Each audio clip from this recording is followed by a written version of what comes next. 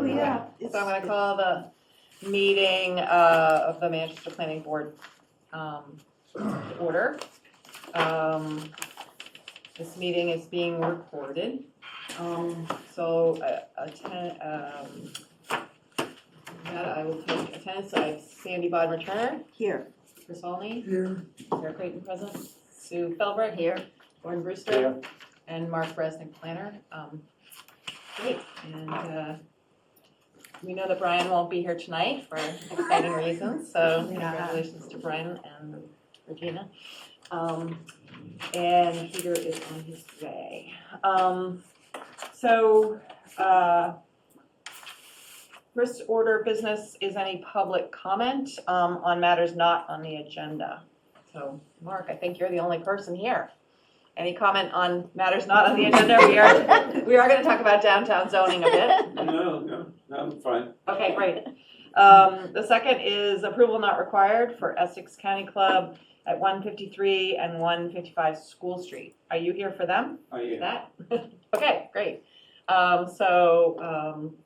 Mark Glovsky representing the applicant. Go ahead, Mark. I can share the plan. And the applicant is Essex County Club. Okay. And Essex County Club is the buyer named in the purchase and sale agreement with Owen and Mary Minot, who own the abutting property. The Form A plan that's been filed contemplates the transfer of a very small piece of backland, 9,059 square feet, to Essex from the Minots.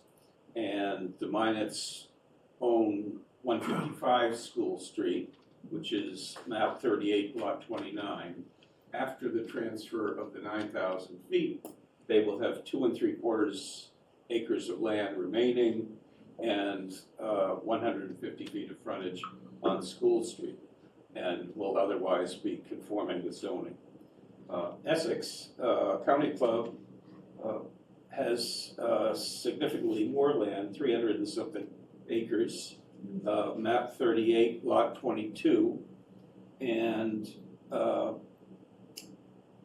what is going to transpire if this plan is approved is that little 9,059, I think it is, square foot piece of land is going to be combined with Essex's property to form one contiguous lot.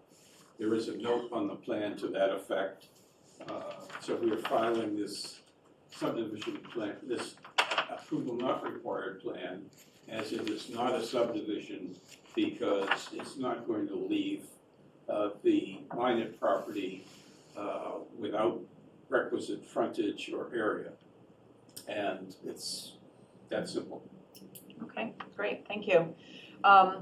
Just procedurally, Mark Resnick, it's my opinion, if you concur, that anybody who's a member of Essex County Club would not have a financial interest in this matter. So anybody who's a member of Essex on the board would be able to still vote. Yes, Okay. I think that's appropriate. Yes. Okay, great, thank you. And Mark, Mark Resnick, do you have a recommendation about this? That you endorse this plan. Okay, any questions from the board? Okay, do I have a motion?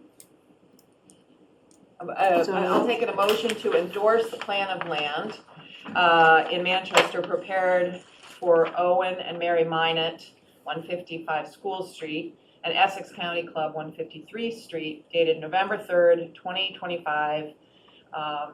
1 inch equals 50 feet as endorsing it as approval not required. So moved. Second. All in favor? Aye.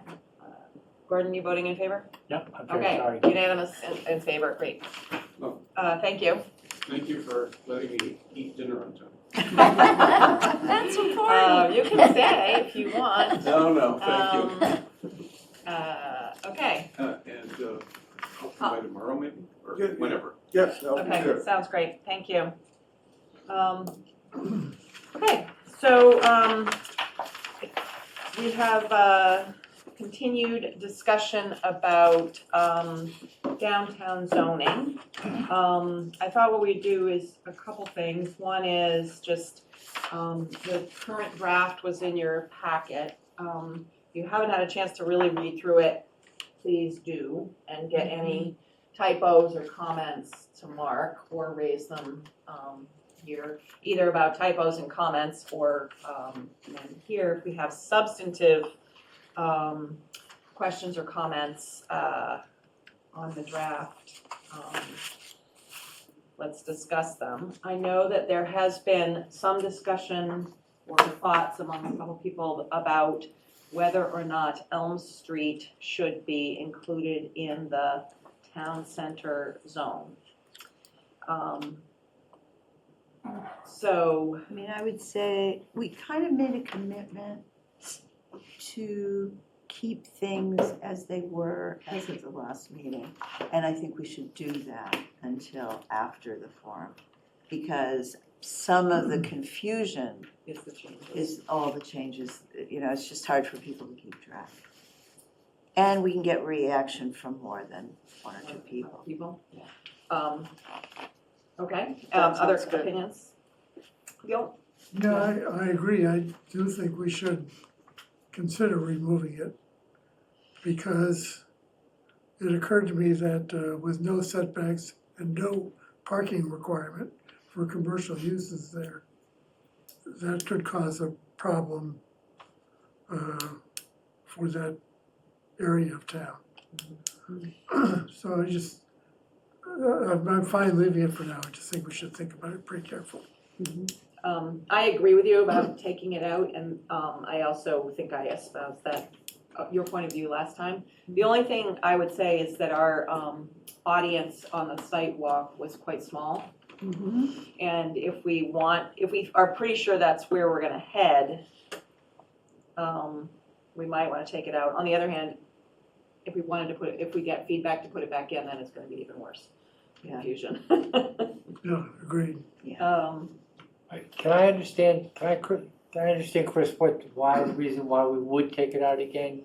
Well, first, it's in the MBTA CHOD, so it's That's not true. like it's, second, it's residential on one side, it's gonna stay residential. Yeah, that's all that's gonna be there. And it's gonna be retail theoretically on the other side, which is not great for retail, you wanna have, more It's activity. kind of messy up there, that's true. And the third and more important thing, I think, is that we're relieving all commercial uses of providing parking. So that would give free rein to, for example, the owner of the bicycle shop building and the architect firm to expand over their entire parking lot and do away with all the parking. So I just think that would be bad And it for would the happen neighborhood. if we did it. The- You're saying, that would the say if we towns- would, all that could happen? That all could happen, absolutely could. It is in the town center district, and the proposed parking requirement for the town center district is 0 for 0. commercial and 1 for residential. And they sort of fall more in the criteria of the Harbor's Edge, which is, the commercial entities have parking for their Right. existing customers. And so that, they also are very constrained in terms of being very close to the, Just Water. yeah. and, so, Yeah, I think, the alternate case Yeah. is that, and we talked a little bit about this earlier, that it would be a shame, there are two things in favor, I think, of keeping it in the town center district. And one is that could be prime real estate to have a few, very expensive homes opposite, the homes there that are there already where the towing company was.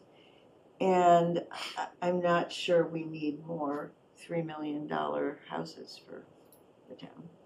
And so the prohibition against single-family homes would apply there if they remain in the district. And the second thing is, was the thing actually that Carol Bundy, I think, brought up, which is it is slightly more elevated than the area down by the train tracks, where it's more prone to flooding.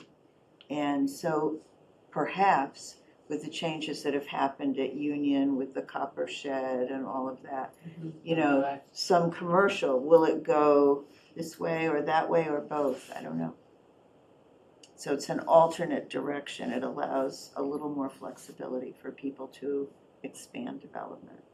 So Andy, Sandy, are you arguing against making the change, against living, keep them in it? I'm arguing keep it in. I'm arguing keep it, okay, so two things. I'm arguing keep it in for now, just because it's been head spinning and difficult for people to understand what the heck we're doing because we keep mucking around with it. And the second thing I'm arguing is that I would argue, I'm kind of two minds, but I think it's better to keep it in, at least for now, and see how development goes. Because there is a bike shop there, there are offices, there are commercial offices there, an architect's office and various kinds of financial advisors and PT and folks like that.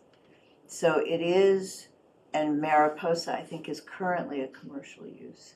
So it is really all pretty much commercial use currently.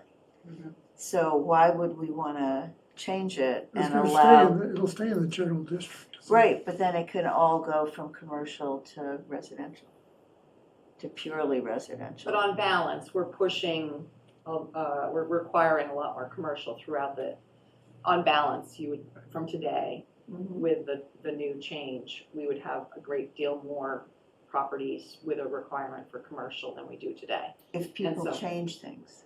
Well, they would have a requirement for it, right, if they change it.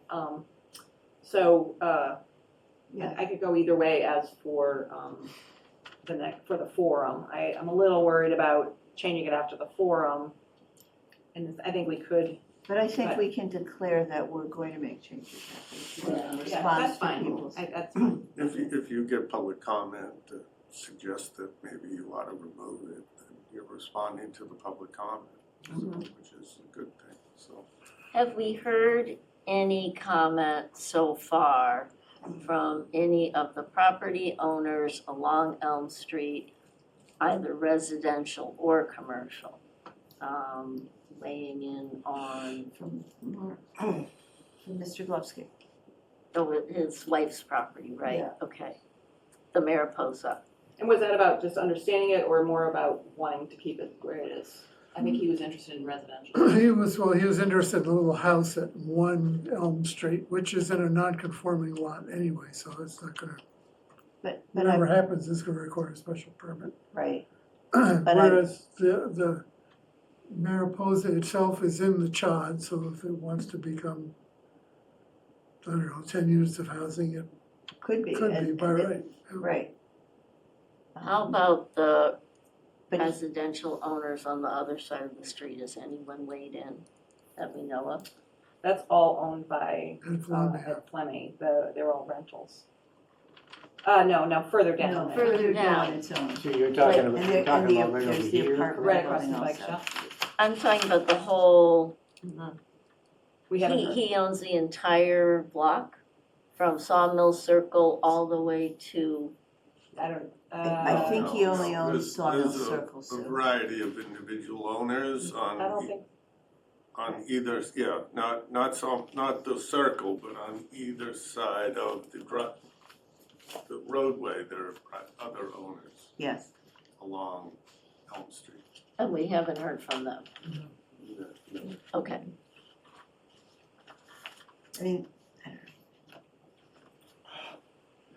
know. If it's all currently commercial use, everybody's used to that. So if in fact the architect goes out of business, moves somewhere else, and the bike shop decides no longer to do business, someone could buy that property and build one residence on there. That's correct. Or That's what they the could general use, district or they zoning could use allows. the CHOD, Yeah, or they can and they put, could build, you know, Multifamily. yeah, multifamily, I don't know how many units, it'd be not huge, but it'd be more than 4. Mhm. And if you keep it in, then anything that's built over there has to have a commercial first floor and then Well- a residential above. May I ask a technical question about the CHOD? I don't understand if in fact this is kept in the town center district, wouldn't the CHOD still apply? So Sure. the conversion to multifamily could still happen? Yes. Yes, okay. Absolutely. Okay, so I think there's general agreement about keeping it for the forum at least, and then making a decision after that. That sounds good. Okay. Looking to see if who owns them.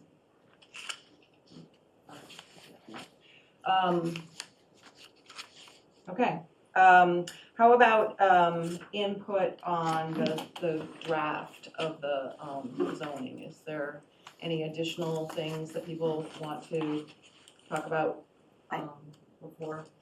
Draft copies. I have two Yeah, go clarifying ahead, questions. I think we need On the first page, the definition of mixed use, it says the commercial or community facility use must occupy at minimum a portion of the first floor. Now, do we mean like, so it could be a small shop and next, entrance to an apartment or whatever, is that intended, a portion? It's a definition, it's not a requirement. Oh, okay, So my understanding is from the street back has to be residential for a certain distance. Commercial, Commercial, so you Yep. couldn't have residential right next to that on the street, but you could have residential behind the commercial space on the first I think if floor. you- well, it says a portion of the first floor along the street side frontage of the building. That's why I was confused, because I Right, thought what you just said was what we had agreed But I to. think if you go down to the mixed-use table, there are notes in it Yes, that clarify, supposed to clarify. Note. I think if it simply said a portion of the first floor and got rid of along the street side frontage. I think it could also be a commercial use Huh? up in the second could floor. be the entire, yeah, it could be the entire first floor. So if you go to the notes of the table, in the town center, a commercial or community facility must occupy a portion of the first floor along the front of the building to a depth of at least 25 feet. In the town center district, there may be up to 4 residential units on a parcel. And note 17, 18, mixed use in the harbor use edge district shall be subject to the requirements of section 8.5. Yeah, so, and then the table has mixed use without first floor residential. We were gonna try to change that double negative, that was the only thing. He did. With first floor and without first floor. Yep. Okay. Actually, though, you do raise a point, which is maybe for a definition of mixed use, it should just simply say A a combination. combination of commercial and Right, residential just uses. get rid of a portion. Yep. That probably makes sense. Okay. Okay, so we're gonna change that, yes. You said you had another question? Yes. On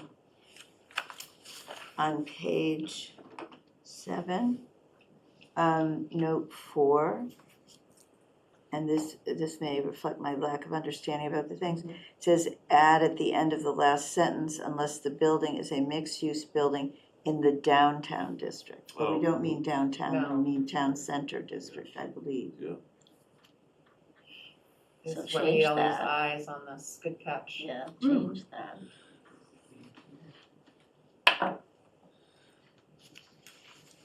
Okay. Put my time between them, it's a good use. I think everything else is what we agreed to and is pretty, I do have one more question. I have one more typo, and that is in the parking table, districts TC and HE, spell them out. Say Yes. town center district, harbor's edge district, no acronyms that we don't use elsewhere. Yeah, that's a good idea. It's always a good idea, I hate acronyms. And I would certainly, Yeah, poor Chris, he's the subject of my commentary about acronyms. It's just so unhelpful after a while. It saves a lot of writing, boy, that's for sure, a lot of writing and typing, but it gives some people a Not headache. to mention ink and paper. Well, there you go. On note 17 on page 7 also. So what's not clear to me from this is that there may be up to 4 residential units on a parcel, but it doesn't say a parcel of what size. So it has to be, of course, 6,000 square But feet. the at next least. section says minimum lot size is 6,000. Right, right, but suppose you have a parcel of. Shouldn't it be a lot, not a 10. parcel? Right, that's what I was thinking. Yeah, you're right, because the lot is actually qualified for the Right. size.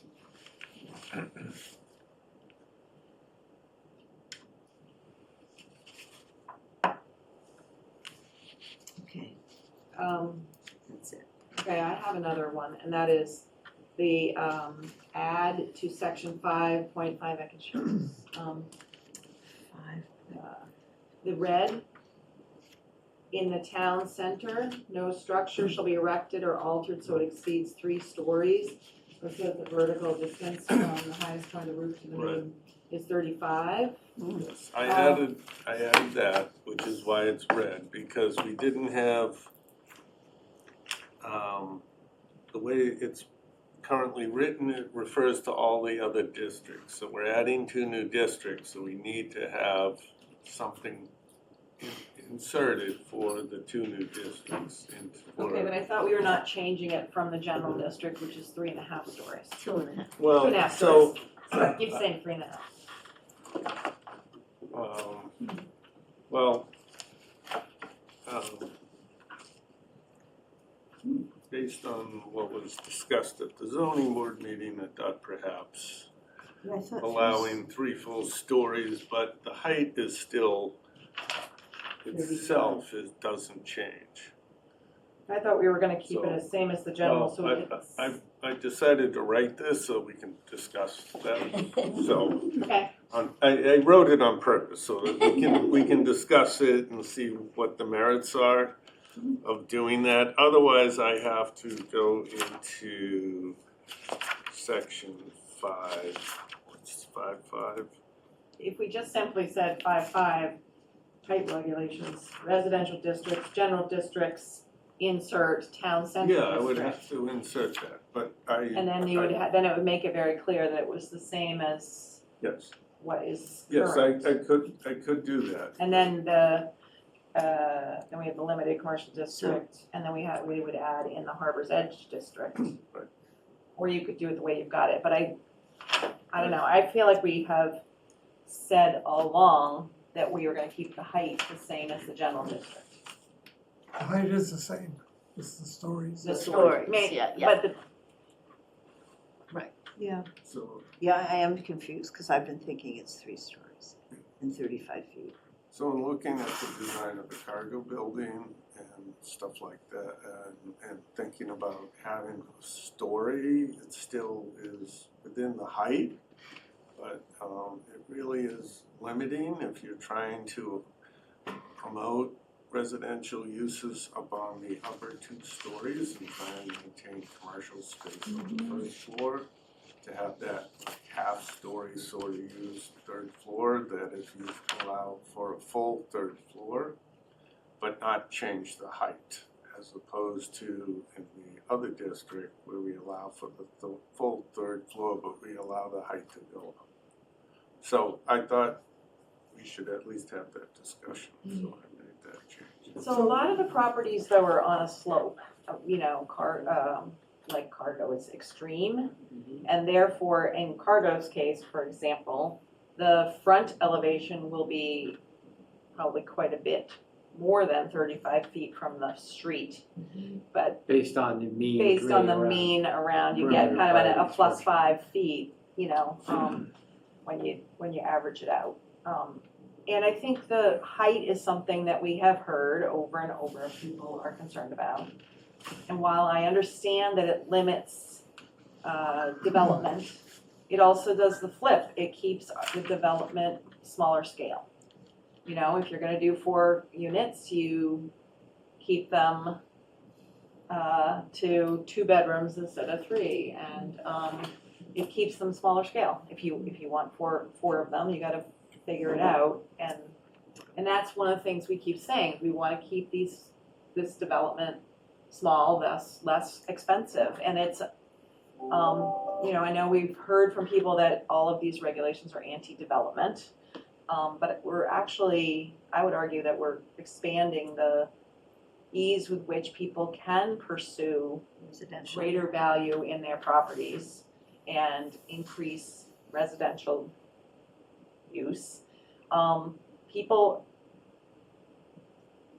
in the MBTA zoning process have commented about the height, and going back to Sandy's earlier point, we've been saying there's no change from the general district in the town center. So I would say we keep it the way we've been saying, which is no change and then if people feel strongly after the forum that we need to have 3 stories, then we can certainly take it up then, but it's exactly the same argument. So, can I just, so one of the problems with this is what the definition of a half a Of story course. is. Yeah, there we go. And I think that's the whole matter here.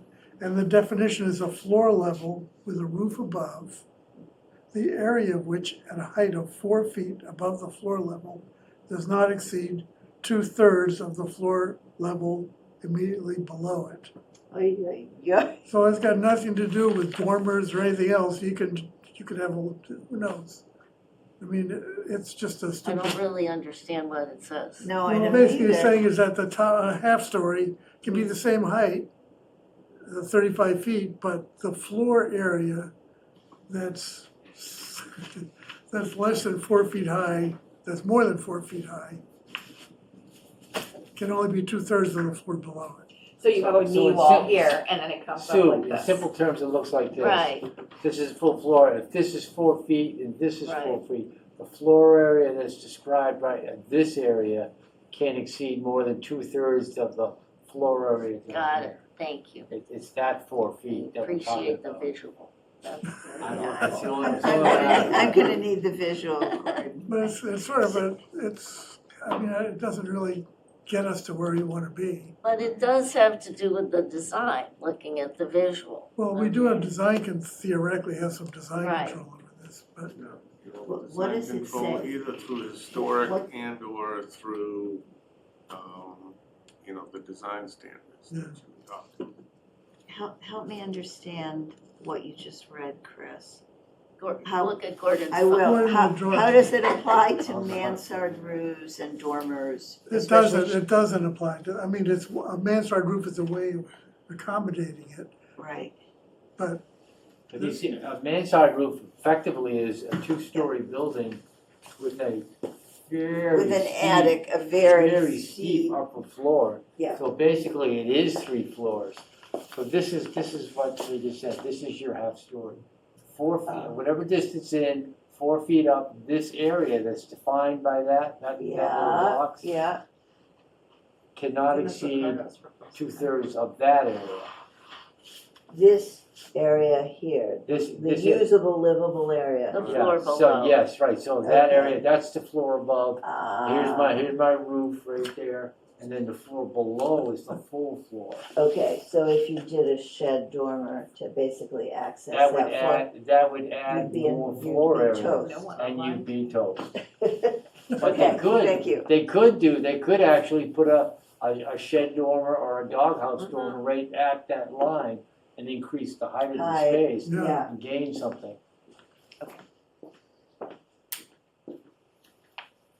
Sorry, what you said before scares me a bit.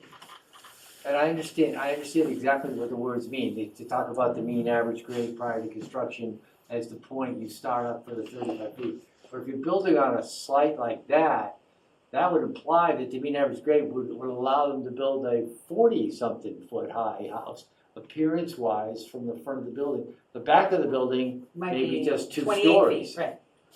So how do we prevent that? Can we apply a limit of the highest elevation to be no more than, regardless of what the from grade the is? street, You could. Yeah. I mean, you could you could add a dimensional requirement, but, don't forget today in the general district, we have the 2.5 stories, 35 feet with that definition. We have said we're not gonna try to change all the things. And we also have buildings in the downtown that are higher than, at the street, higher Already, than, yeah. a few, so, and historically, we've had some that are, I'm not sure if they're higher than 35, but higher than they are today. Oh, on Union Street, I Yeah. think that set of 9 apartments there on the inside. By the way, what is the height of the proposed new building? That, Cargo? I think it's 35, but it's from the mean grade. And they're asking for a variance on height. oh, they are. And what were the comments? There was a fair number of comments about that, weren't there? You had to sign off. I had to sign off. I don't know. I can check. They haven't Peter went, I think. decided it anyway. No. Yeah, there was a lot of discussion about the driveway and Right. fire access. It was a Went- lot of that. Went on for a very long time. And was that's when I really- left at 9, so there Oh was, my God. Yes. well, it was gonna go till 10. Yes. But yeah, they did not get to height yet, as my, Yeah, As I there wasn't a lot of discussion about the height, because the highest part is set back a little bit because of the storefronts that they have and the little entryway. So it doesn't appear that it's looming like right at the street edge, 3 stories, looking straight up at 36 feet. So they've done a good job because they already had the similar design, although different, for 2 units approved by the Historic Commission. So what they've done is they have kind of built on that design for the 3-unit plan. So, which is why it's, height hasn't, at least initially, been an issue. So Jane's saying that there's no audio. Is she on? She was on. Oh. No, she wasn't visible. Now can you hear us, Jane?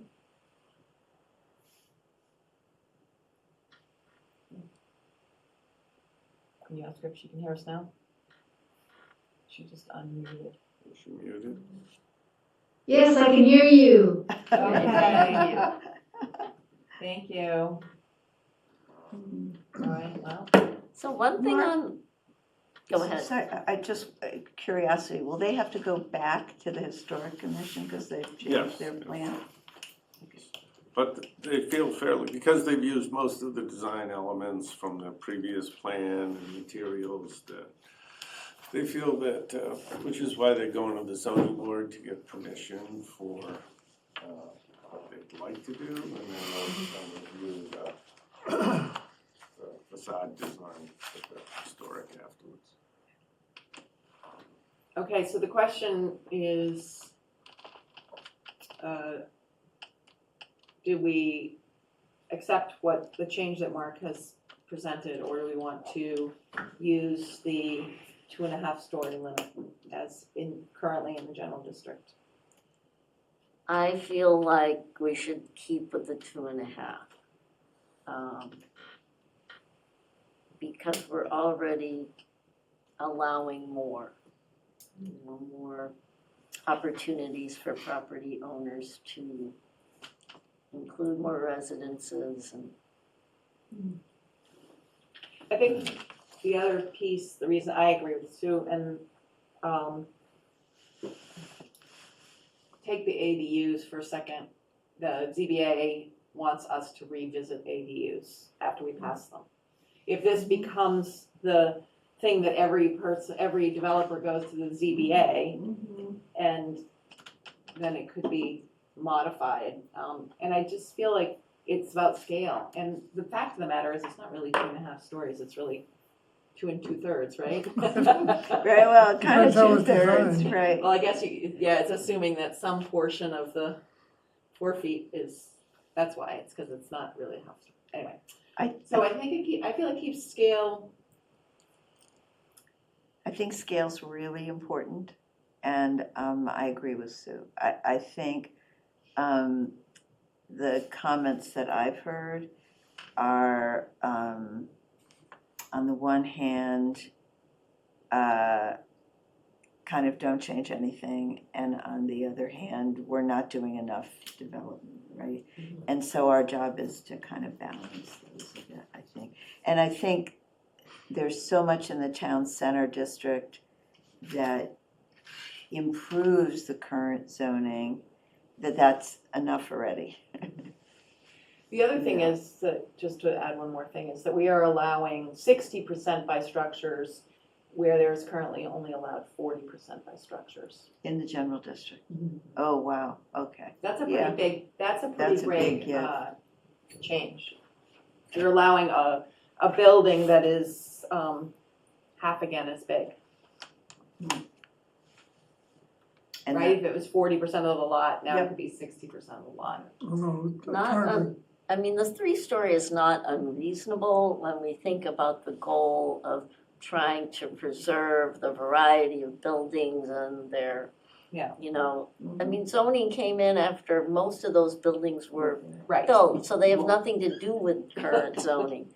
And so, you know, I understand the 3 stories, it's not, you know, it's not out of the question at all, but I just feel like for right now, we need to stick with the 2.5. I think it just makes the explanation of what we're doing Yeah. simpler, and I think that helps. Okay, so anybody gonna, so we'll go to the 2.5 stories. Gordon, what do you think? Anybody, everybody okay with that for now? We'll keep it as a, I think it's a Open good question. idea, and I'm, Brain around this thing. again, don't try too hard. I'm glad Mark raised it. Yeah, that's yeah, good. I am I think too. it's a really, I think it's an important issue. And it will be interesting to see how people Yeah. respond to all of this at the forum. Okay. So, Great. Any other comments on the zoning? Excellent. So Mark, you're gonna make those changes and you put the new draft up on the, just make sure that everything says draft and is, okay, stop sharing. The next, topic is the plan for the December 4th public forum. Sue and I did, meet and have prepared an outline for a presentation. It's a work in progress. We also talked about trying to have people, a number of people speak, so that it's not just one talking head. And I think what we'll do is divide it up and get, talk to you with, assign things individually. I don't think we need to spend too much time now, unless somebody has, doesn't want I have to, a plea. okay. If somebody doesn't want to speak, that's certainly fine too. My plea is that, I hope we can do the presentation. So we're calling it a forum. So that gives people an expectation about a level of interactivity. Yes. And so if there's a way to do the presentation in chunks, so that there's a chunk, that's a 5 or 10 minutes of presenting, and then there's another 5+ minutes of a little back and forth, and then, and then to contain it by saying, well, there'll be more of this afterwards, blah, blah, blah, and then you go on to the next piece of the presentation. 'Cause as a citizen, Too much talking is. it's too much, right, and it also, it used to make me berserk to go to meetings and have to wait until the very end to make my comments, when everyone the discussion had moved on, and it was, anyway. So if there's a way to do the presentation in a way that allows for commentary and interaction as you go along a bit, that I agree with you because it's a forum. On the other hand, there's a bit of level setting that kind of you need to do you kind of need to understand it in its totality to have things. So the way we've structured it is sort of the what and why. A quick, what's the town center district? What are the criteria in the town center district? Just use, setbacks, parking, and design requirements. And some photos of And buildings. photos to illustrate that. And then saying, here's where the harbor edge district is. So you could pause after that first thing. You that could, just except said. then people will be like, well, what about Harbor Point? Uh, So I think if it's short, if it's succinct, then it can, what we could do is take questions on, we could divide the question areas, like what are, do people have questions about where we're talking about? And then we could talk about, do we have questions about town center? So that the questions stay focused on a particular aspect. yeah, I Yeah, think it just works better if people get to talk sooner, if the audience has a few comments a little bit sooner. And, it'll give you a sense too about where people are at, which is not a bad thing. I have no idea how to divide it up. I'd be happy to Yeah. look at it and make a couple suggestions, but if there are 3 parts, let's say, if you can divide it somehow into what is it, why are we doing it, what do we think the effect will be? I don't know. That's we'll just think about that. off the seat of my pants, but it's like, Okay, so, we'll come back to whether we need another communications meeting, which probably is the right place to do that. The general communications, where are we on the website and the frequently asked questions? I looked at the website today and the FAQs weren't there, but everything else we talked about was there. We should talk about whether we want to put Chris's document on the downtown zoning proposal explained, which I think I would be in favor of. We should talk about the document first, but I think that would be helpful. But the FAQs are not there, so, and I couldn't find where the most recent ones are, so where? the FAQs, I know the FAQ file is empty. Yeah. I may have been gonna put them in, but I think, You put something up, Sarah, I think today or yesterday, but it was like draft 6.1 or something. yeah, No, there was a draft that we did, and then Chris did some edits to it, maybe. And then there was was, com- and then there were comments. And you were about gonna it. finish it. I know, and I didn't quite get to that, so, Okay, I don't know, do you wanna sit down tomorrow? sure. And You guys just get sit down it, and get we it can get it done done. and we'll get it I posted. think the even if 6.1 it's- was maybe the last one, so I'm gonna put that in the, I'll put that in the, Can we do it in the morning? Yeah, Okay, okay, I'll put that in the folder right now. Thanksgiving, or is No. your family It could descending? well have been my problem, my Descending. fault. I'm gonna go Okay, so shopping. you guys are gonna finish up the FAQs. FAQs. I'm gonna put them in I'm gonna put what I have as the latest in the FAQ folder Okay, right now. all right, great. Okay, and then we have the document that Chris, the one pager. It was good. 1 page. Woohoo. Yay, think it's without the really man, good. well, a little dribbly. Sure, no, but, but- well, Okay. we'll But see, boy, it we'll was see, a- but still one Something page when we're else. done with it. So- Yeah, that's the challenge, Um, without margins. Any- Your land use. Hold on, okay, so, It's all about font size. So under It's about fun.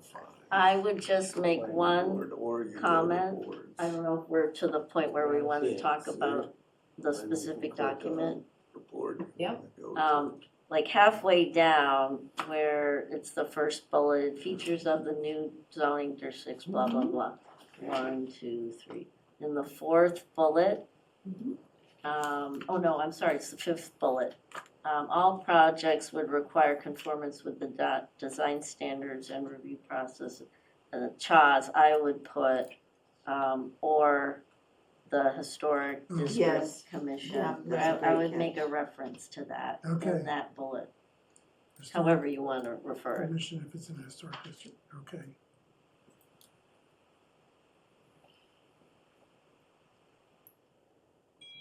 I know Sandy wants to get rid of the acronyms. definitely get rid of that. Yeah.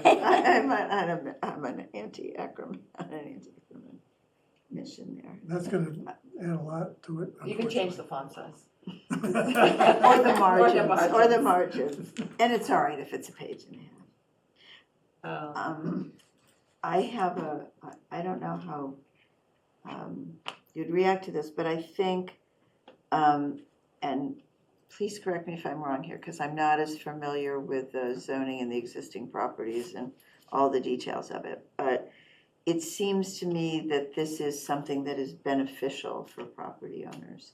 And we might want to specifically say that, so that the existing regulation, that I'm on the third paragraph, third sentence.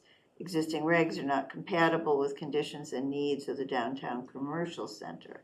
And say something to the effect that this creates current properties, most current properties being non-conforming, which means that they have to go to the ZBA for a variance or planning board for a special permit. So we're to some degree relieving a regulatory burden on people who own properties there. I think we'll say that during the forum presentation, but I think there's enough in the 2 sentences you just read that we don't need to keep in this short document. I don't Saying think we everything. have to explain, keep Yeah, yeah. explaining, do you know what I mean? Yes, I But we do. will make that specific point during the forum, because it's a really good one. But I thought Chris did a good job of like bringing up the point without spelling all of the. Well, and it also has, I mean, my comment violates the Sue Henson Philbrick rule of just the facts. You know, so it is a little bit advocating, so. That's okay.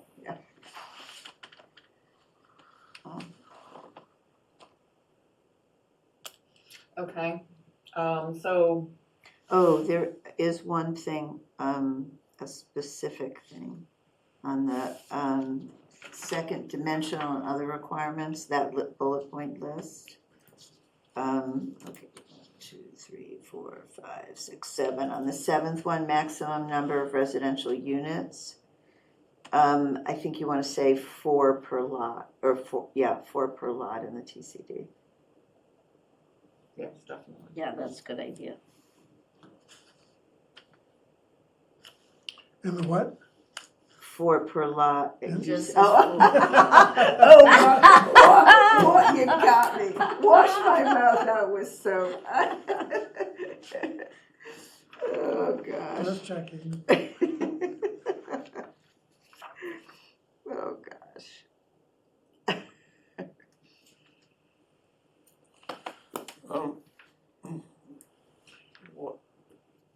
Just one thing to add, where it says all projects will require conformance with the design standards and review process as spelled out in the MBTA, CHOD regulations, or historic district Yeah. guidelines. Yeah.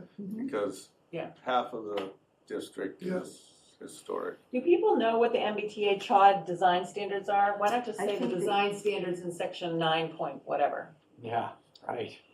They're That's quite a good extensive. idea, yeah. Yeah, and And there's, then there's as still we a little. talk, if you're talking about it, you can say, those are the Yeah. design standards we developed to In section provide whatever. oversight for the MBTA zoning, Yeah, but in section XYZ, again, Matt- yeah. What is that section?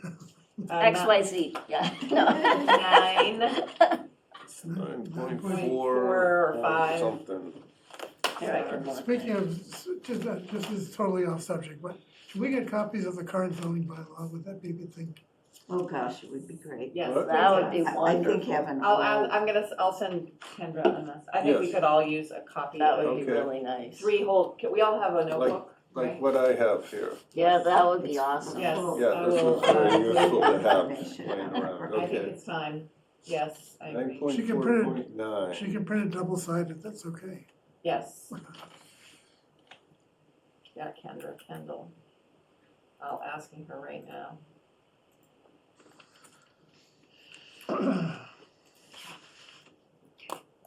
Yeah, because this one's getting kind Yeah, of dark here. mine's like I've got things stuck in it.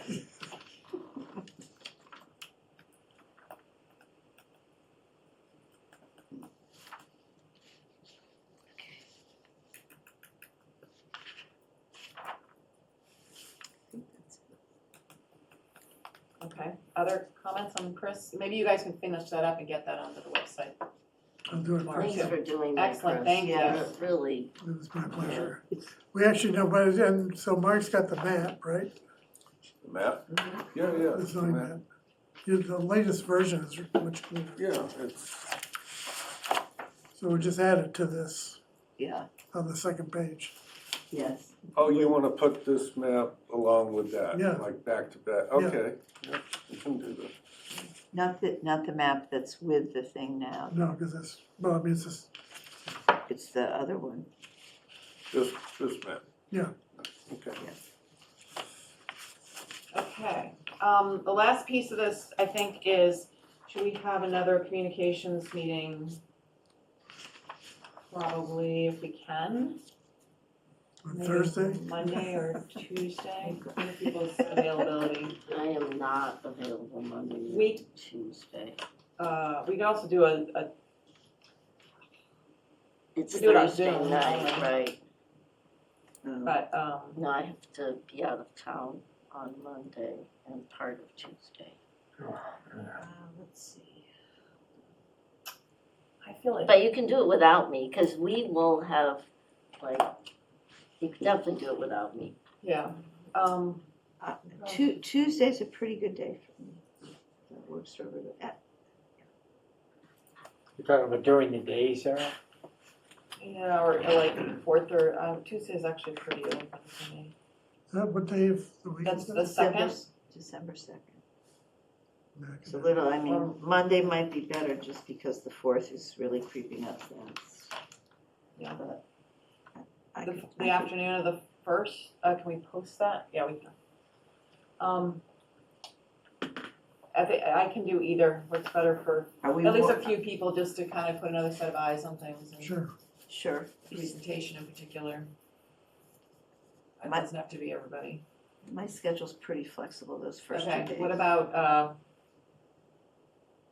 So you three, guys, 3 o'clock on Monday, does that work for you? Mhm. I don't even know that you need to be there, but, Checking right now, what? checking. yeah. And what about Gordon? I think Gordon, is that My Opting schedule out. is getting, getting crazy. I think it's fine if you're not, if we Overlap. just have a few people to put a second set of, a third set of Okay. eyes on the presentation. so I'm fine for Monday afternoon. Okay. Okay, Monday great. at 3, Yeah, and just sort of I run think through actually the later order. afternoon is better for, if you can do 4. It's 4? usually better for 4 or 4:30. Let's start with 4, and okay. it's better for Peter and Brian if they want to try. I'm sure Brian's probably not. I might send it to him. He's got a really good eye. If Brian he's- has a great He eye. has a great eye for He's the, very good with the turn of Yeah. phrase, he is very good with the turn of phrase, so. But I don't wanna. but he's also he's- cross-eyed. He's right, he might be a little Just tired. Currently. posted to meet in person? Yeah. Yes. Okay, great. Anything else on, So like 4:30. 4 o'clock? Let's 4 say 4 o'clock. Yeah. Fourth time, yeah. Yeah, I might be able to get there towards the end of it. Okay, or we could give you a Zoom too. Yeah, I can't do that, Sure, 'cause- sure. yeah. Yeah, okay, great. Thank you. The frequently asked questions, my latest one is now in the folder. Great. Okay, great. So I think that's downtown improvement. Let's talk about hotels and inns briefly. We have, the old hotel article, and then I think there was a revised inn article. So I think that moves us ahead. Here we go. I have an old copy. Yeah, this came into the folder a little bit late, but, so adding a definition as an inn, a building, or any part of a building. It's up on the screen. Containing rooming Um, units. Here. Uh, Cooking facilities. without cooking facilities for transient occupancy and having a common entrance or entrances. An inn shall be limited to a maximum of 12 rooms for overnight guests. An inn may include a restaurant, bar, or tavern, and accessory recreational facilities provided they are also allowed in the district. Does not include a hotel, motel, boarding house, lodging, or rooming house. Mhm. How about, is that a bed and breakfast? Yeah, I think it could say, well, if you have a red bar, You could, well, yeah, that would be a, typically have tea. tea, you have a tea. Yeah. Or a coffee bar. I think that's fine. So I just thought we should take that "it" out. Yeah. And replace it with an "in," I think. I think it Yeah. is great. Oh, you mean the last sentence? Yeah. See, I put a comment there, you Yes, can see right. it. Yeah. Yeah. Okay.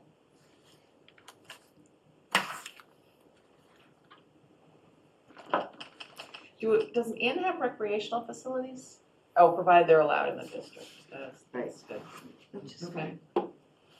And then the proposal is to allow, Before you go on from Yes. that definition, if I may, Sarah, absolutely. this is Chris, you wrote this? No. No, Mark wrote this, okay. Mark wrote this. So it contains rooming, so this is like a single room occupancy with no cooking facilities No. that people rent out for short term. No, this No. is a small No, hotel. this is like a hotel. It's like a Inn. bed It's and like a breakfast, boutique inn. A or a boutique bed inn. and breakfast. And then if it gets down to the bottom, saying the inn does not include a hotel. So our definition of a Because hotel is this definition, except it doesn't limit the size. Okay, So- so this by putting the 12-room Right, limitation right. capacity, Yeah. that defines it as an inn. Right. That's a good choice of size, I think. Yes. But it's not an SRO. No, we Yeah, have, that we would- allow that up to 5, I believe. 6 5 boarders. rooms. 6 boarders.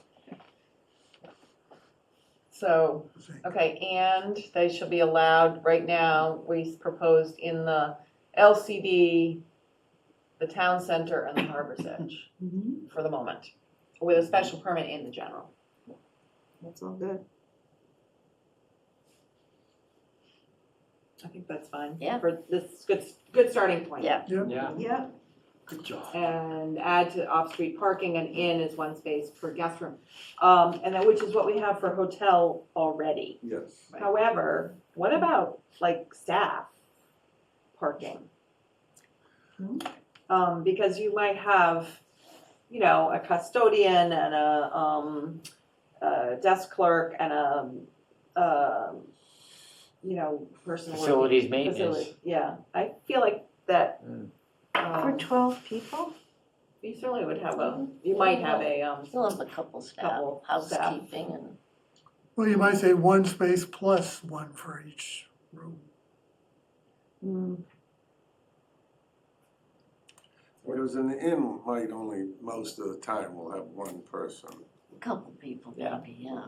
maybe just leave it at one per guest room, that's what we have for hotels right Yeah. now, and leave it at that. I would agree. One of my favorite guest spaces is you let yourself in. No, there's like, you get a Yeah, yeah. code, they email you the Yeah. code, and, Yep, and you have a little thing to punch it in. yeah, so. I always wonder if they change the code between rooms, between guests, if One not. hopes, right? I've been in a few where I wasn't so sure. You can lock the room on the inside. Right, okay. So any other changes? So, we did, Sue and I did think about, communications for this, and we thought we would do it after some Q&A about the, downtown district. And it may get lost, but we have time to hold another forum or public meeting or thing on just hotels later.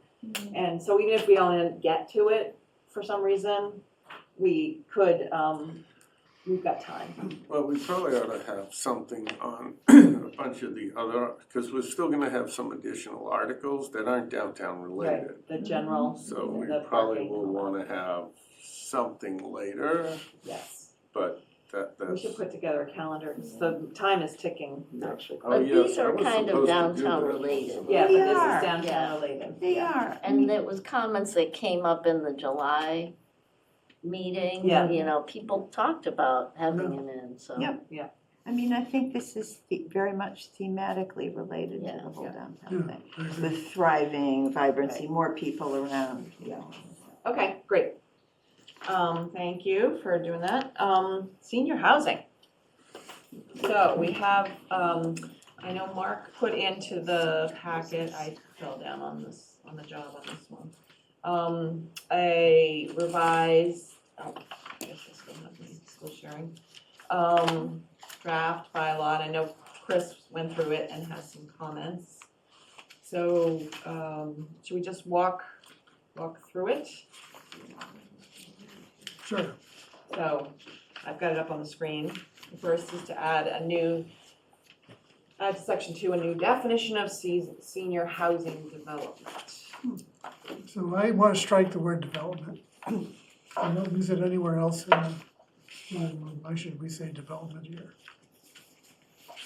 Should just say simply senior Senior housing. housing, Why wouldn't you wanna leave it, Chris? In fact, it's what it is, because we don't use it anywhere else in the zoning bylaw. nowhere else, right? And it's sort of pejorative, I think. Well, it raises people's fears about. Okay. Yeah, I'm fine with that. And it's all the way through all this. Yep. So, you have several senior housing definitions. So I want to strike them and put new ones in. Because the ones in the existing bylaw are in the wrong order, so it's confusing. With And the alphabet. and it includes the long-term care facility, which is already defined in the zoning bylaw anyway. And it's not really senior housing, so we should take it out of the definitions under senior housing. You got development in there again, but So it's every- two Yeah, I lines, started taking it out, I didn't take them all out, so, Yeah, there's no, just to make big sure. deal. So you actually proposed. So I proposed calling it senior housing development. Chris Okay. suggested that I took it out, and I started doing that, but I left a few in just to see it. So actually, Chris has gone through and been more specific, saying senior housing is housing for persons over the age of 55, subject to the senior housing laws as defined. The senior housing laws are blah, blah, blah. And then the types of senior housing are assisted living facility, independent living, and this care facility or long-term care facility? Is it just a care facility? Continuing care facility. It should say continuing. But Chris, we're not proposing any of these other than senior housing 55 limits, right? Well, these are all examples of it. So, So we also have to delete the existing. Definition. yeah, I thought you were talking So- about, Bob, forgive me, I thought you were talking about independent living in a separate living unit. 55, one person has to be, but none of the care that's provided down below would be, So assisted living is actually a bunch of apartments. Yeah. Just like an independent living, it's just that they also Have food have service. food services and Maybe personal care services. but the problem with that is that requires staffing, delivery, you're creating a facility. And you know, it's not just housing for people 55 and older. So if you do just 55 and older and they need an aide, they need, you know, a visiting nurse, whatever, they arrange for it themselves and stuff like that. But this is now allowing for the development of a commercial facility. And yes, it's for people 55 and older, but it's more than just housing. And so I thought, and I drafted this is why I didn't incorporate this comment in here, that we were, after the last meeting, that we were just gonna start with regular 55 and older housing and not incorporate the facilities, and that we would revisit that and call it something else, assisted living facility or something else, or incorporate all of those into like a later draft, because I took out some of the other language that was in the previous draft that addressed some of the needs if you're building a facility for things like extra parking, deliveries, better screening and buffering, that type of stuff. So So just So Just sort of that's- stop there, just so I understand. If we had senior housing without amenities, Mhm. you would, so you age restricted housing, the property owner or the developer or the owner could age restrict the property and get a density bonus. That's the sort of the, in that scenario, that's the quid pro quo. You know, that's the benefit to the town, is you get a density bonus in terms of the numbers of units per Acre. acre or per lot, or whatever, however we do it, because you're age restricting. That's right. Okay, so if we, and you get, it seems to me that so that's independent living? That's any of them, but yes, it's certainly for independent living. You're basically renting an apartment in a building. It could be a condo. No, could be, I mean, It could be a stuff condo, it could be a condo as well. You purchase, yeah. in townhousey kind of thing. I mean, the stuff we saw in Wenham, is it Earl Wenham? Yeah, was, looked like, just small townhouses kind of linked together. They look small, some of them. So, right, some of them were big, Some of these developments are- are beautiful, big, yeah. yeah. So the proposal right now, as it stands, is that basically we say it's allowed everywhere with a special permit, and let the special permit process Sort it out a sort it bit, out. which is, I think, a good way to do it, because we don't. No expectation of services. You buy it, you live in it, or you rent it, you live in it, and that's it. You Well, this provide- is saying that any type of senior housing. Yeah, that's, could is there a happen. danger in that? I don't know. I look at the I list, think I look at the list of, The more things. independent living thing we saw, Gordon, with the really large units, there were communal facilities. So there was a notion about not just this was a bunch of dense housing, but that it was a quote-unquote community. And there were, events and whatnot. So there was a common room and I don't know if there common was. dining room? No, I think that would be more an assisted living kind No, of they thing. have cocktail hour, I think. Yeah. There Sometimes you they have go. a shared pool. Or swimming pool or Yeah. something like that, yeah. All of those things. Recreational facilities. So there was some notion of community. I don't know how you embed it in this thing, but Really, the difference between assisted living now and independent living is that in independent living, if you need personal care, you call for an outside agent to come in and do it. With assisted living, it's all coordinated within the facility or within the. So you need a management firm to control the building and how it operates. Sure, yeah, you have an operator, Yeah. absolutely. But you have a management company managing an apartment building too. But What you have a is- lot more permanent staff. What is our goal by putting the zoning in here then? What is our goal? So there's a huge need for senior housing in Manchester, both for independent living and presumably for assisted living. Oh, you think there's Oh, absolutely, yeah. People, if you suddenly can't walk anymore or oh God. have trouble getting around, you have to move to Beverly. right, you And can't. people are doing that all the time. And if you want to downsize, you have to move to Beverly also because there's no place to downsize to. How big was the place in Wenham that you went to? How many units? Well, there were three of them that we went to. So one was 29 units and the average square footage was 3,000 square feet. They were all three bedrooms. Jesus. They were big. And they were sold for $1.5 million. There was another one just down the street called the Maples, In an in old, an old mansion and a bunch of little townhouses around it. And they were all 1 and 2 bedrooms, and they sold for $155,000. And then we saw an affordable one, also in Wenham, which is 40 units, I think, done by Harbor Light. And they're all 1-bedroom units, and they all rent for, $400, $500 a month.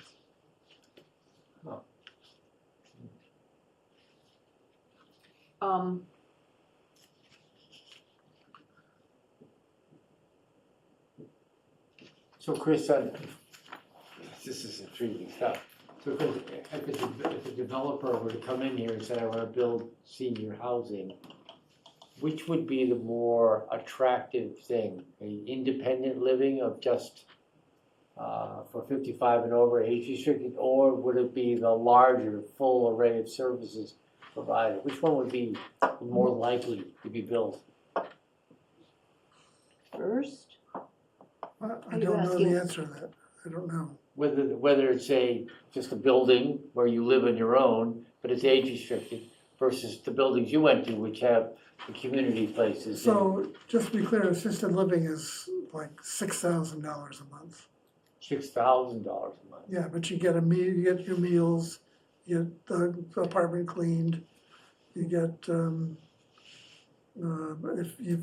there's a nursing service there to give you your meds and stuff. So it's for people who are less able to take care of themselves. I would think a developer would want, obviously, a return on their dollar to make that work, so it would be a larger facility. Generally, there are firms that just do assisted living and know how to do it and do it well. And then there are lots of people who do independent living, and that's all, they don't do assisted living. So I feel like realistically, I mean, an assisted living facility is larger. There's nowhere where one could go except the LCD. No, actually, no. Where? There's assisted living, there's assisted living in Methuen that's only 9 units. And it's very successful. There's one in Salem in an old mansion with 12 units, That is assisted assisted living. living. So it has services. It has services. They're not there all the time. They come in, in the mornings and do all the stuff they're gonna do probably. And maybe have someone there keeping watch or whatever. So I'm not worried about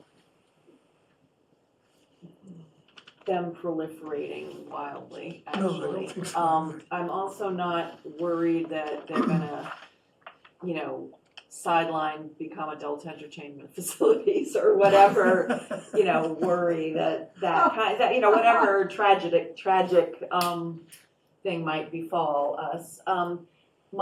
As I think about the zoning, my question is, quite simply, does the special permit process provide the right oversight? And the special permit process does allow us to hire a consultant at the applicant's expense to, we could hire somebody, if we had a larger size proposal on our doorstep, we don't really know how they're run and what the questions are. We could hire a consultant who would walk us through what particular conditions would make sense for this kind of facility. We do have a mechanism That's to true. not entirely We don't rely have to on be our experts, right? own expertise Right. with the various facilities we've all been involved with, Yeah. yes, for too long. And so the special permit process does allow us to hire expertise. And it does put guardrails on things and we'll get pushback. The other thing is, on the flip side of that, the special permit can be appealed if we don't use our criteria judiciously. And it can be appealed by neighbors or by an applicant, but that's, something. And, unless we feel strongly that shouldn't be allowed in a place or should only be allowed in one place, I don't know, I don't think it's too scary. So Mark and I went back and forth about whether or not it should be allowed everywhere. And I think the compromise we kind of stumbled into that Mark came up with was different minimum lot sizes depending on what zone you're in. It also occurred to me you could put notes into the thing, other things to protect zoning districts. Because I couldn't think of a district where maybe the D district would be inappropriate, but I think the inappropriateness is lot size, not the zone you're in. You think town center? I think that's a great place for it, absolutely. It's probably the best place for them if you have the room. So some of the houses, for example, that are between Copper Shed and the museum, as a for instance. Or Those, Santander Bank. Santander Bank, yeah, or the gas station, or maybe it's the upper floors in the Harbor's Edge district. yeah, they do have an elevator. The only thing that I worried about was to Sue's point a moment ago, which you gave comfort on, Chris, which is the scale of the thing. And on page 3, I think it's 9.5.2D, it says for developments exceeding 60 residential units. That's just too big a number. I Yeah. mean, maybe it's 15, maybe it's 20, something like that. There was something in the previous version that had, so I just left Took it it. there and then fiddled with the number a little bit and said, well, we'll discuss it and see whether people still want it or not. Yeah, what do you So- think is the right So what number? we've said, what we came up with was no more than 10 units an acre. Mm-hmm, So with some bonuses for affordability. mm-hmm. So so that means that's gonna limit the size of anything. There aren't any 5-acre sites really available. Crow Well, Island, you're saying 10 units an acre. So if someone assembled a 10-acre parcel, they could have 100 units. Is that correct? Yes, if they assembled to 10-acre. Yeah. Yeah. I don't know where that would be. Well, the LCD. Well, the LCD is owned by only 3 people anyway, so yeah. Yeah, but the, Yes, that's right. If Gordon College might do it. or the MAC could The become. MAC could do it, yeah, Yeah. absolutely. The section D sort of gives me curly hair. I mean, it's just talking about something that's a 60 residential size gives a whole different Right. feel than what you and I saw and the examples you were just giving. Don't get me wrong, there are plenty of 60-unit facilities. Yeah, And there are some, there's Brooksby Village, which is, I don't know how oh my many. gosh, well, yeah. that's not, in my opinion, that doesn't fit here, a Brooksby Village, Mhm. or anything close to that size. Even in the LCD. Right. But that's just Yeah. my opinion. No, People may have a different view. In fact, we had the correspondence from Lorraine, and she wants it everywhere, every size, it seemed to me. So Really? clearly, that's how I read her correspondence. So, I mean, that is a view, and I guess we should know how we can pervasive. certainly ask it at a special Yeah, forum on it, yeah. which should be interesting. Mhm. Yeah, now there should be a separate forum for senior housing, I think, because it's really, LCD distinct. currently allows that bizarre charitable, Oh, any district allows a charitable long-term care facility, yeah, is that right? I sanitarium. feel like we yeah. should. No, it's It's like in the- nonprofit. Yeah, it's If we currently allow charitable or philanthropic use, hospital, nursing facility, or sanatorium by planning board special permit everywhere except the LCD. oh my gosh. Talk about nonsense. Can we also strike that? yeah. Yes, as part of the senior housing thing, yes. Strike which? There's so many. It's community facilities number 6. So I think one of the rationales for this is we have this nonsense. Right. Mhm. And so Same as the downtown. I almost feel like by just maybe the simplest way to do this is just put this word very matter-of-factly without huge forums and just say we're fixing this. You mean, you Just say, we're getting rid of charitable or philanthropic use, hospital, nursing care facilities, and sanitariums. Yeah, it doesn't make any sense. everywhere. And we're simply and we're fixing our senior housing definitions, and we're allowing them throughout by special permit. And we've identified some specific,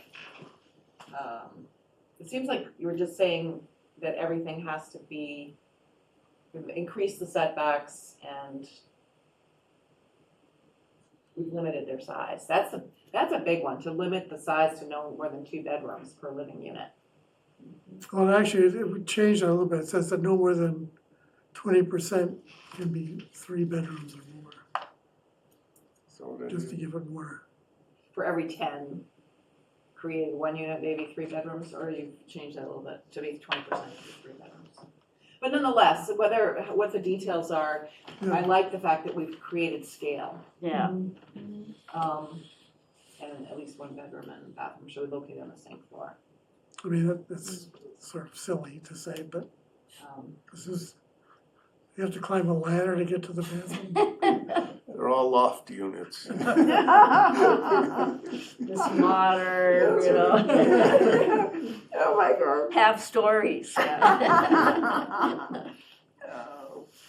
We used to stay in a skiing place that had a pole that the kids could sit down like a Wow. fire pole, so you could work your way up like a monkey. No, we don't want that. And there's a density bonus. So Sarah, are you guys thinking about, you want to do this also at Springtown meeting? When are we gonna do it if we don't do it Springtown meeting? I mean, it's been on the docket to do For for a long 5 time. years. Maybe more than that. Chris, I'm trying to think of, having spent so much time with you talking about this, I'm trying to think of somebody coming in here wanting to actually develop one of these, even a smaller facility. What's the inducement for them to do it? What is the zoning? They can't do it now. You Yeah. can't do it now, so we're saying it's allowed. forbidden. And every other town and city around here allows them in some form or other. Yeah, at this density, this is huge. If you're a private developer wanting to build housing, you're a housing developer and you wanna, yeah, sure, the units have to be smaller, but you can get, 10 an acre instead of 1 or 2, 1 an accessory. So, this, for regular senior housing, I think we would see some movement on this. If we can discuss the affordability, I think this might be a little too restrictive, but I think you would get a lot of interest from developers being able, because I think they would find it financially feasible. I mean, think about it. You can, you have you don't have a lot of options here on the North Shore. If you wanna downsize from that, nice 3-4 bedroom house with a few bathrooms, but you wanna stay here, or even if you're in Essex, right around here, and you can live in a beautiful place that's new in Manchester. They would pay if you condoized it, a considerable amount of money, but it'll be a lot less than if they have to buy something in a non-restricted, place somewhere else, so. We talked about a local Preference. preference. Yeah. Yeah. Can you build it into this? Yeah, I think we Yeah, probably could. I don't yes. think we put it in, but we probably I should. think we should have. a Yeah, local that preference was because, my one thing that because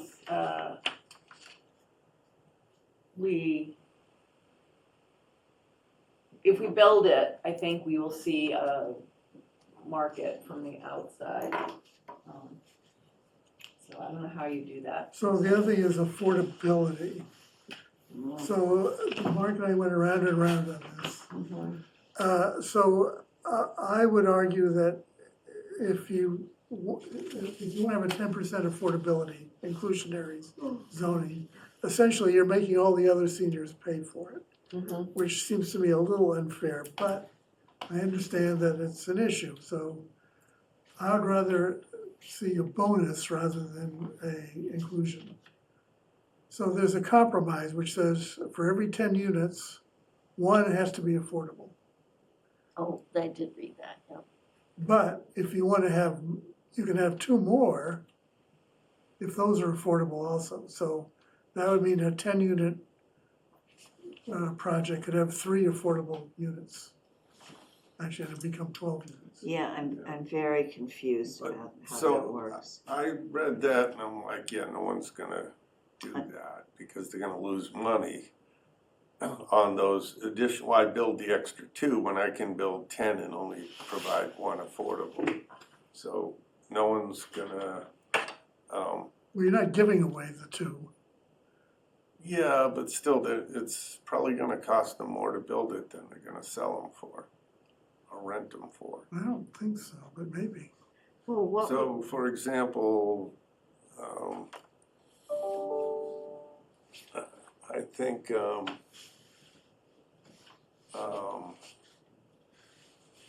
we might see somebody proposing something in Chad, and they're only gonna do 40 units, although they could do more.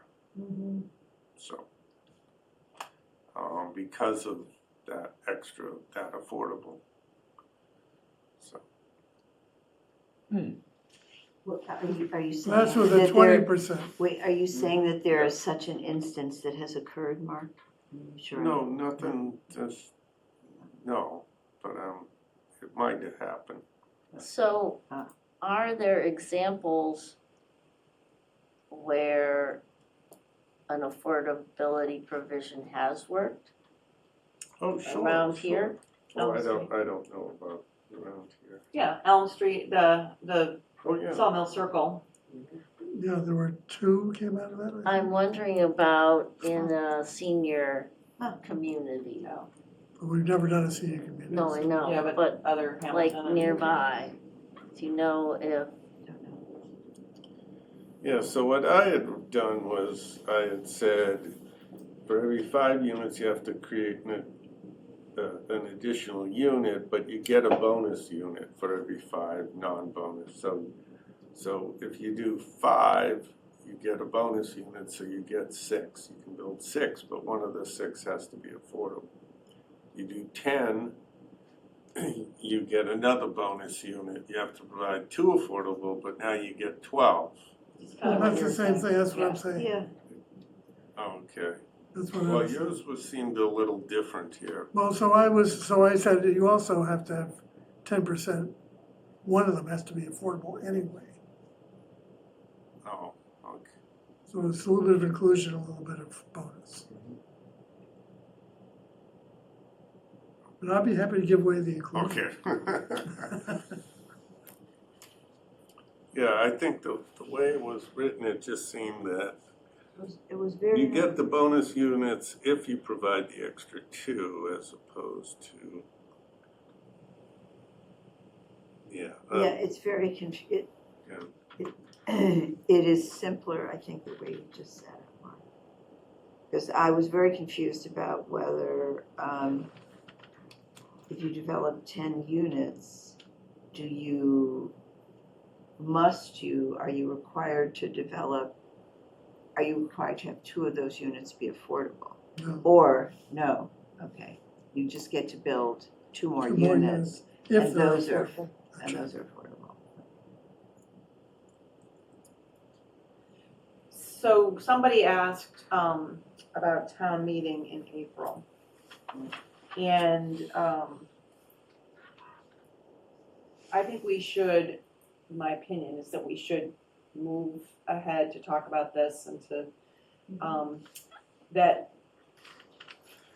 it may, whether there's a space in the meeting for 2 fairly large articles, I don't know, I think we'll have to kind of see.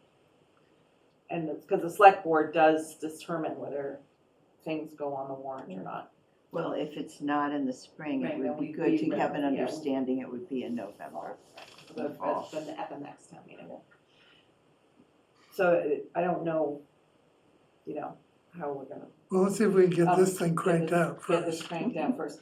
So the other thing occurred to me on downtown and this, is that we haven't yet sent them to town council Right. or the Oh, building yeah. inspector.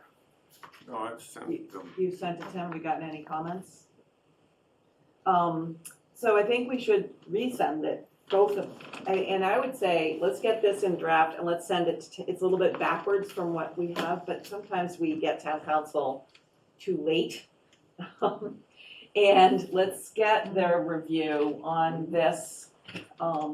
They did review a previous one, did they I not? know, but Yeah, It's it was A long time ago, yeah. I would, first of all, I think we need to send a downtown Yeah. one to town council so that we don't end up in March and saying, Right. we The didn't other think of thing this. is, because we've been working on it for a while, Yeah, and people know that we have been, so Yeah. we might get questions saying, hey, is town council weighed in? Right, Is this right. piece legal? Or right. Yeah. someone might question something, But I think which I that- know it'll all clear, Yeah. but, But I think So- certainly the downtown should go, can you, and we have they can weigh in on anything before the forum, that would be great. Mhm. But, and then maybe what we do is take a little bit, I mean, I don't know if this one's ready to go to town council for a review as well. So this one is mostly condensed version of what was Yeah. previously sent to council with some other additions from some other bylaws and rewording a few things, so. So it should be a pretty easy review by them.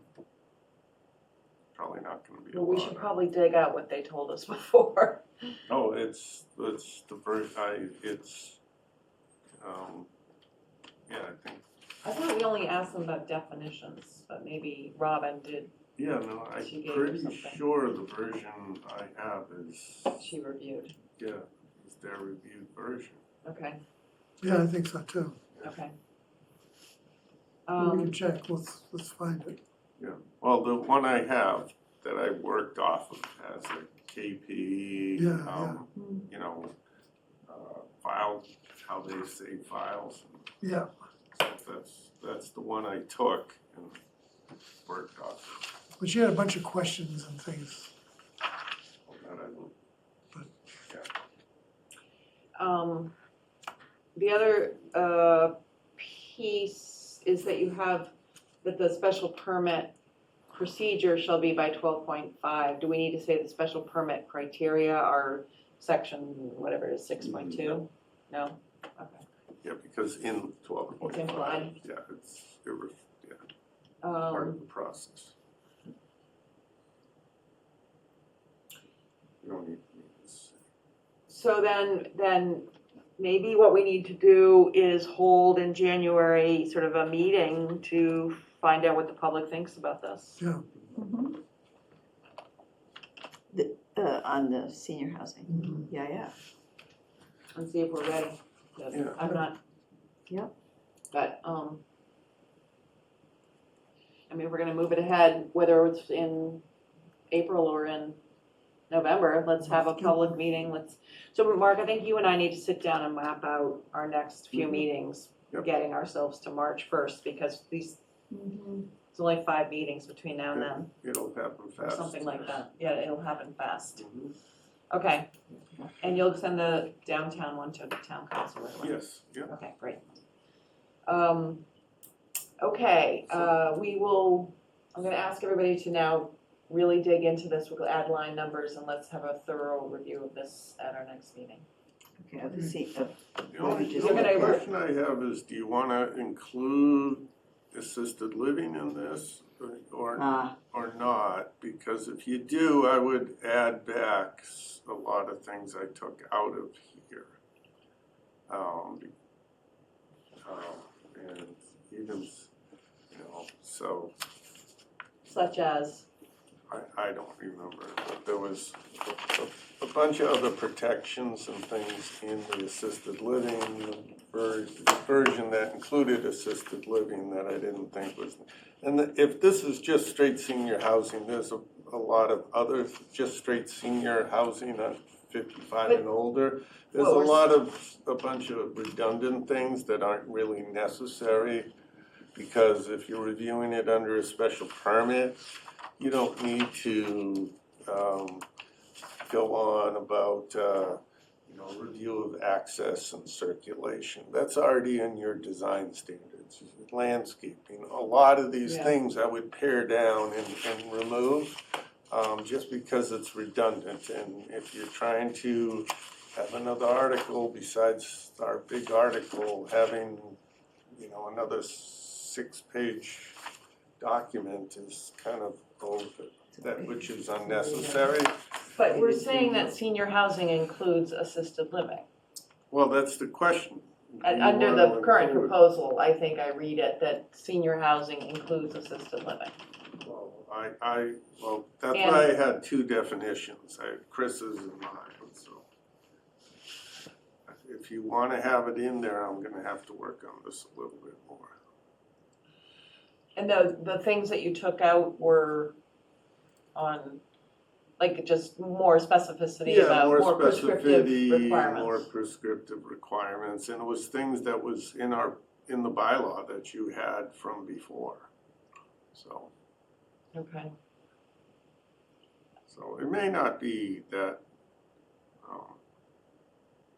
Let's talk about it tomorrow. yeah. Okay, can you, Yeah. sorry. I have a question about, because Chris's definition also includes care facility, which is more like a Continuing care nursing, facility. yeah, which is more like a nursing home. what Well, people no, think of it. continuing care is combination of independent and It assisted. has a, Oh, I it see, has independent living, and then you go to, I see, you know, got you, you the move progression. along. Yeah, you move down. You moved Or down the up. hall. Down or up, which, up in terms of the level of care required, okay, Some of us know a lot more than we need to know about. yeah, okay. I think to me, the big question is, does the special permit give us The categories of, the protection. oversight that we want? And I think it does. I feel actually, as a general comment, that we see, my concern about special permits in general is we see them too late.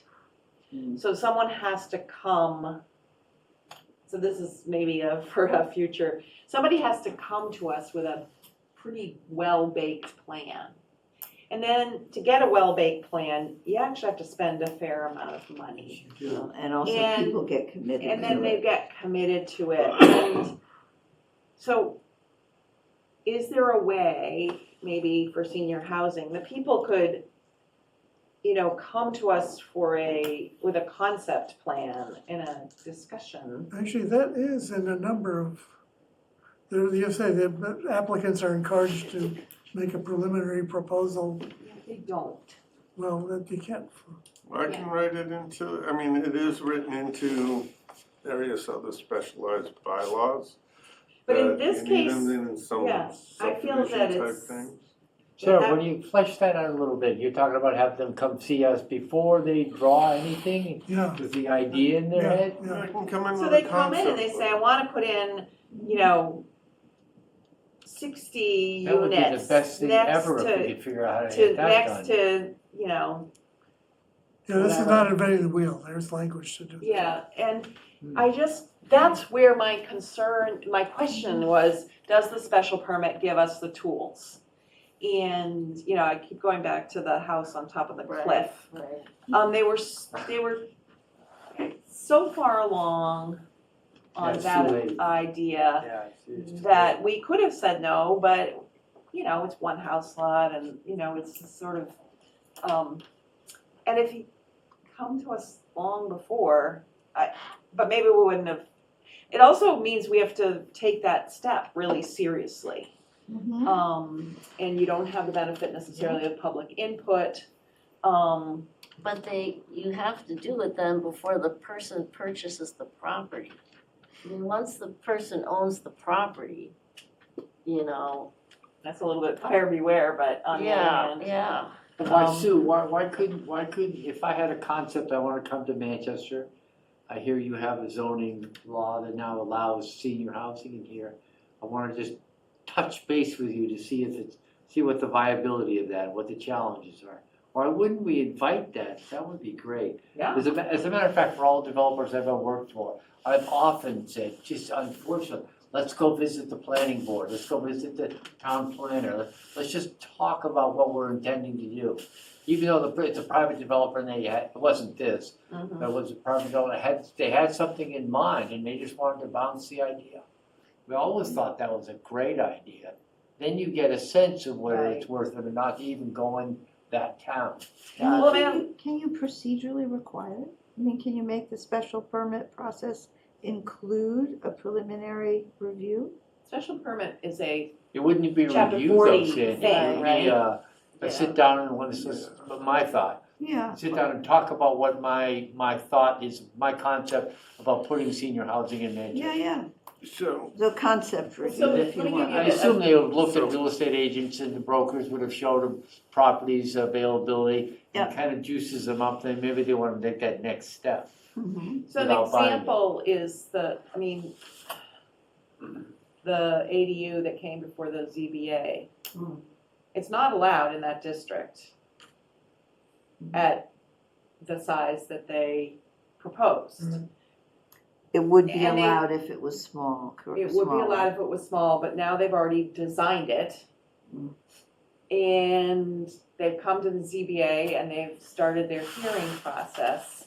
So to redesign it, if they wanted to make it in the 900 square foot, there's a fair amount of, and they're kind of wed to the idea. And they may be, there may be very good reasons. I They don't know could their connect it to their circumstances. house and make it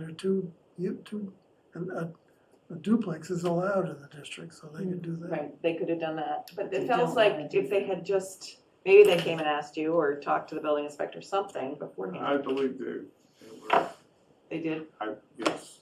they may have talked to somebody along the They way. they had talked to people before they submitted that plan. And they knew it wasn't allowed in that district at Yes, that time. they actually filed for the variance. Right, the use, it was a use variance. Yes, and knowing that use variances typically are not allowed. But we see that sometimes, you certainly. You see that it from time to time, but the zoning board has not approved them in the past. Yeah. So, for example. And they're not gonna approve this one. Oh, that's so? Mhm. They're not gonna approve.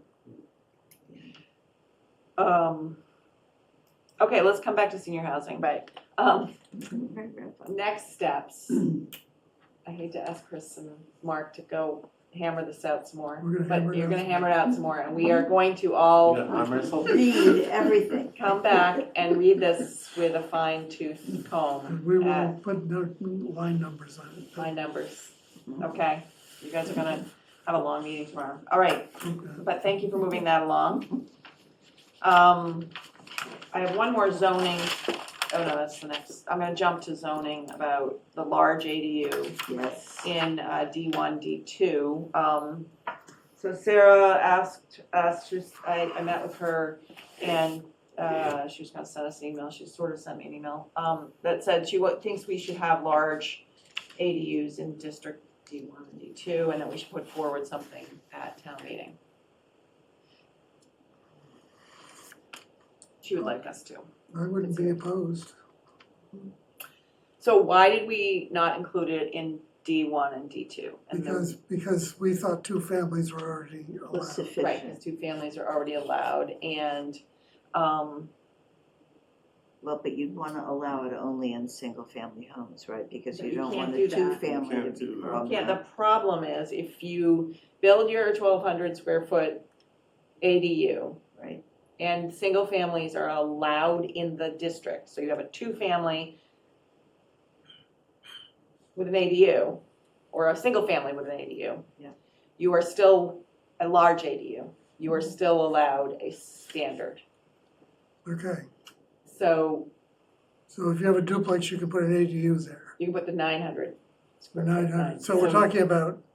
A three-family. But you can do that. So what we're talking about is allowing a slightly bigger one with a special permit, right? So we're talking about an extra 300 square feet or something. Okay. And you still have to meet all the setback and lot coverage and all that stuff. Okay. Well, I think part of why we didn't do it, why we excluded them in this area is because we were on the heels of MBTA zoning. And there was so much concern about density and what would be built.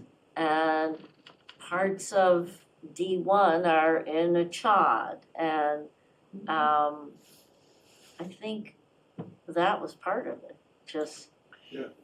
not wanting to appear like we want more density, more density, more density. And that was a way we could comply with the ADU law, but offer something for the areas where we have acre zoning or 2-acre zoning, and that would be a sensible thing. I think that was part of the rationale, but. Yeah, so we have a use case now, which is sort of the first use case, and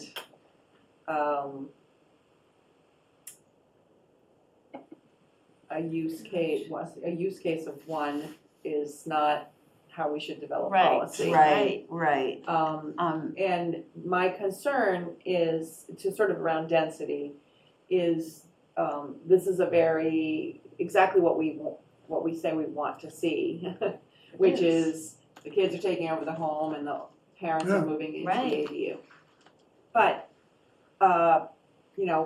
parents don't live forever, and then that use eventually changes, and I'm not sure it matters. But I don't think we should use, so thus, I don't think that we should use it's what we want as the rationale. It's basically two families living together, Same they property. happen to be related in this case, but eventually, things will change, they'll sell the property, whatever will happen, and it will be two families, which is Which is, fine. yeah, and which is fine, which is sort of consistent to Right. how some of the denser parts of town got developed. Right. The parents bought a house and then they built something for Exactly, the and then it kids. got sold and now Yeah, it's, but my point is, just because it's the use case we want to see, to me doesn't justify, that's not the justification, we can't say, it's not always gonna be that, so that's, to me, that's not relevant. I am So, If they want to still, build an ADU I'm to rent. I'm still incredibly confused about how the whole ADU thing works, so if you don't mind helping me, I would really appreciate it. So, okay, so let's say it's a single-family home, they have the right, no asking anybody about anything, to put on a Building 900 inspector, yeah. small ADU. They have the right with a special permit, so the right is, shaped by the planning board to put on a large ADU. by the ZBA. But, okay, but that's all. They can't put a small ADU on the big ADU, right? So and they can't put both a small ADU and a large ADU on one single-family home. It's Is not, that correct? it's not clear. That's not clear. Oh, we Yeah, gotta it's get not that really- clear. No, Well, but that's the not- it's a law state is law. not clear. The Oh, law is gosh. not clear. It's nothing to do with us. You So, can put we believe that you can put the standard small on a property where you already have the large. But our regs say you can't put the large if you already have the small. Okay, I know. oh my gosh. So- Okay, and okay, so let me proceed, so we've hit one little pocket of ambiguity there. So, okay, so worst case, what could happen is a single family would become a 3-family, which is kind of allowed in the district already, correct? Yeah. Yeah, okay. So if you've got a 2-family, then what?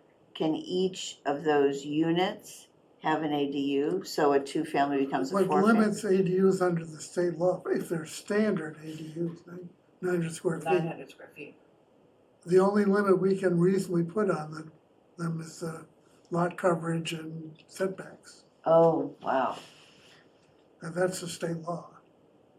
But an ADU is by its definition something that's attached to a unit. No, Not attached, Can be- accessory to.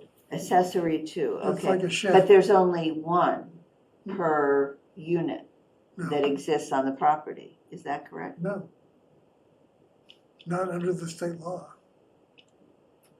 Oh, I'm, The state law says you can place an ADU on a property that is zoned for that allows single Even family if it's a homes. two-family. so I could put 3 ADUs on my If property? you had, No, because you have no. It's accessory to your dwelling. Right, there's no limit to the number you could build theoretically. There's nothing oh, in it's state law that very says you confusing. can't. I'm not sure that's right. I haven't looked at this in a while, but, Okay, but I- So this. I'm in it need of doesn't help limit here. the number of protected ADUs, or what we call standard. There's nothing that limits that number. On a Doesn't- lot, It doesn't say you're restricted to one ADU. It doesn't say you're restricted to one, and so right now, I don't believe there's any. is it Eventually, allowed there'll to, be a case. is it allowed to say that that there's one ADU per existing unit? You're allowed to say that for the large ones, but not for the protected That's use the ones. concern. Ah. 900 square feet or less. So technically, if I had the right size lot and coverage and all of that, I could put 3 ADUs on my property if I wanted to. That's what's unclear with the way the law That is. doesn't sound right. Hasn't No, I been think- tested yet. That doesn't sound right to me. No, I think what is, I think you can only one per Existing residential existing. You unit. might, if you have a duplex, be able to put one, certainly if you have, I think if you have a duplex, you can put one standard. And if you have a 4-unit, for whatever reason, it's grandfathered, you can put one standard if single family is allowed in the district. But if you have a single family home, you can put your large ADU and then subsequently put the small one. You can't reverse because our large ADU bylaw says only one per unit, per lot. Hmm. So if you order them right, I think, if you're talking about density is bad, which, if you have a lot of, Wow. they that's the, and we made comments on that, Because the law wasn't very. and they did not address it. Wow. And so This the is the question problem, is about the whether, D district is. some of that Yeah. is a little All bit that. unclear in the state law. So- Yeah, I That's did what not I'm- understand really what you said about if it's a 2-family. So how many ADUs can I have if I'm a 2-family? At least Same one. number as if you had one. At least It's one. very dense. Yeah, no, Yeah. one, but not, because you can't have the large one in our bylaw. No, we're just talking about standard. Right, okay, but you can only have one standard. No, one I'm large. getting 2 different answers here I don't think there's anything in the state law that limits the number of ADUs. Right. on a Unclear. particular But property. the law does not say you can only build one. Wow. That So kind of that's- goes against the whole notion of what an ADU is. Right. and then Well, it's- that's a then it's- problem with the state law, the way it was Yeah. written. Yeah, okay. So in terms of going back to Sarah's request that we change the bylaw at this point, it's my opinion that we need a little more time to pass. And Absolutely. that, Get a couple more examples. we need, the courts to figure out a few of these things probably about, how they actually shake out or get some clarity from the AG or, our counsel on how these things shake out.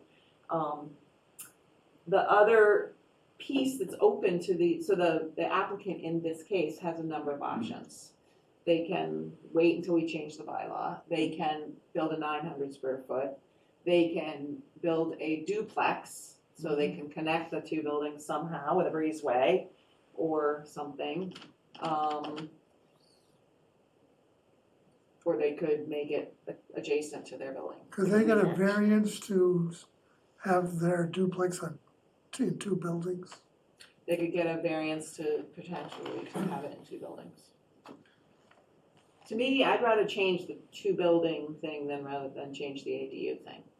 Because we, So So say duplex. because we understand allow a less. duplex to be in two separate Buildings. buildings. Yeah, but it's still an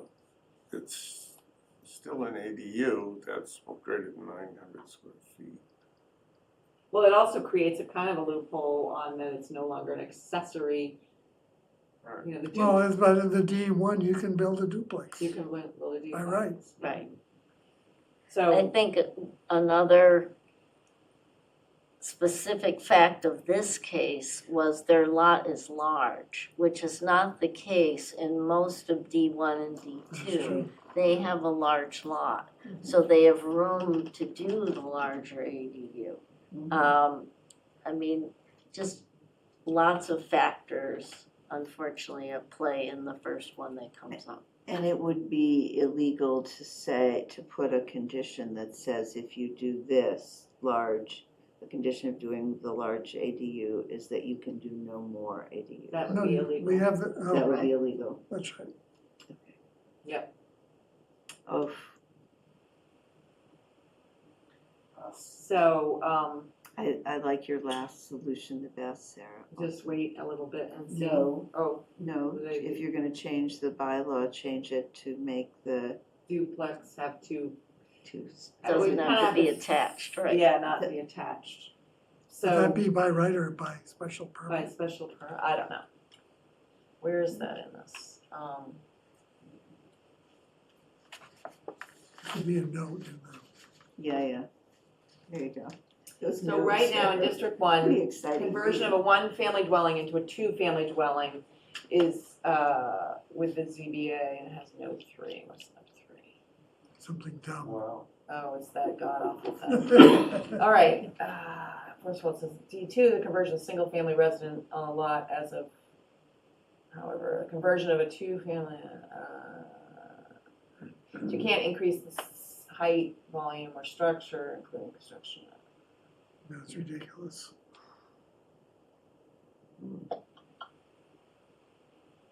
Well, it actually says D2 and then we're talking about D1, so. Yeah. D1 is a little more liberal than D2, is my recollection. So,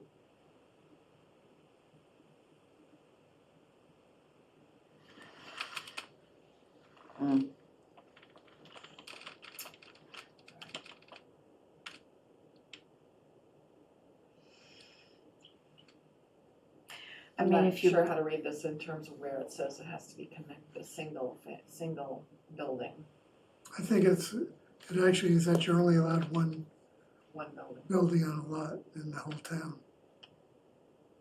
Except for accessory structures.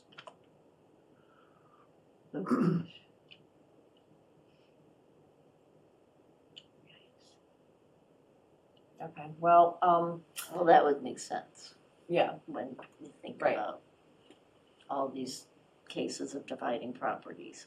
Yeah. right. All right, if we're in agreement to sort of at least go back and talk with Sarah and say, here's what we talked about, we're Yeah. concerned about this, if she wants to make a proposal, specific proposal, then we can do that, okay. Sorry, I jumped ahead in the agenda. All right, Mark, can you tell us about the One Stop Grant and the Brick Sidewalk Program, please? Okay, so the one-stop grant we received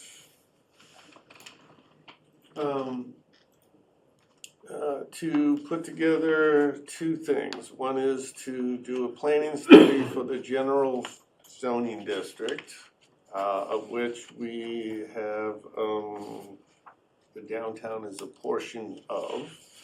But we continue to move forward after, because we had written into the grant that we were doing visioning for the downtown. And we continue to move forward, which is fine, because the general district is a huge area. So we'll still do the zoning for the rest of the general district, but it also included putting together a streetscape plan for downtown and trying to bring that plan to as close to 25% drawings is what I've been told, or a portion of it. We're not going to be able to do the entire downtown. But a portion of phase 2 to 25% drawings so we can apply for a grant for construction funding.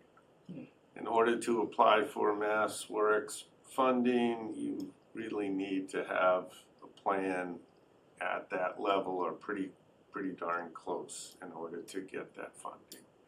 So the DIP had worked on a concept plan, so what we would do is kind of build off of that. We, maybe have another engineering firm look at it with a, fresh look at and say, well, these are some really good things out of this plan. These are a few additional things you may want to consider.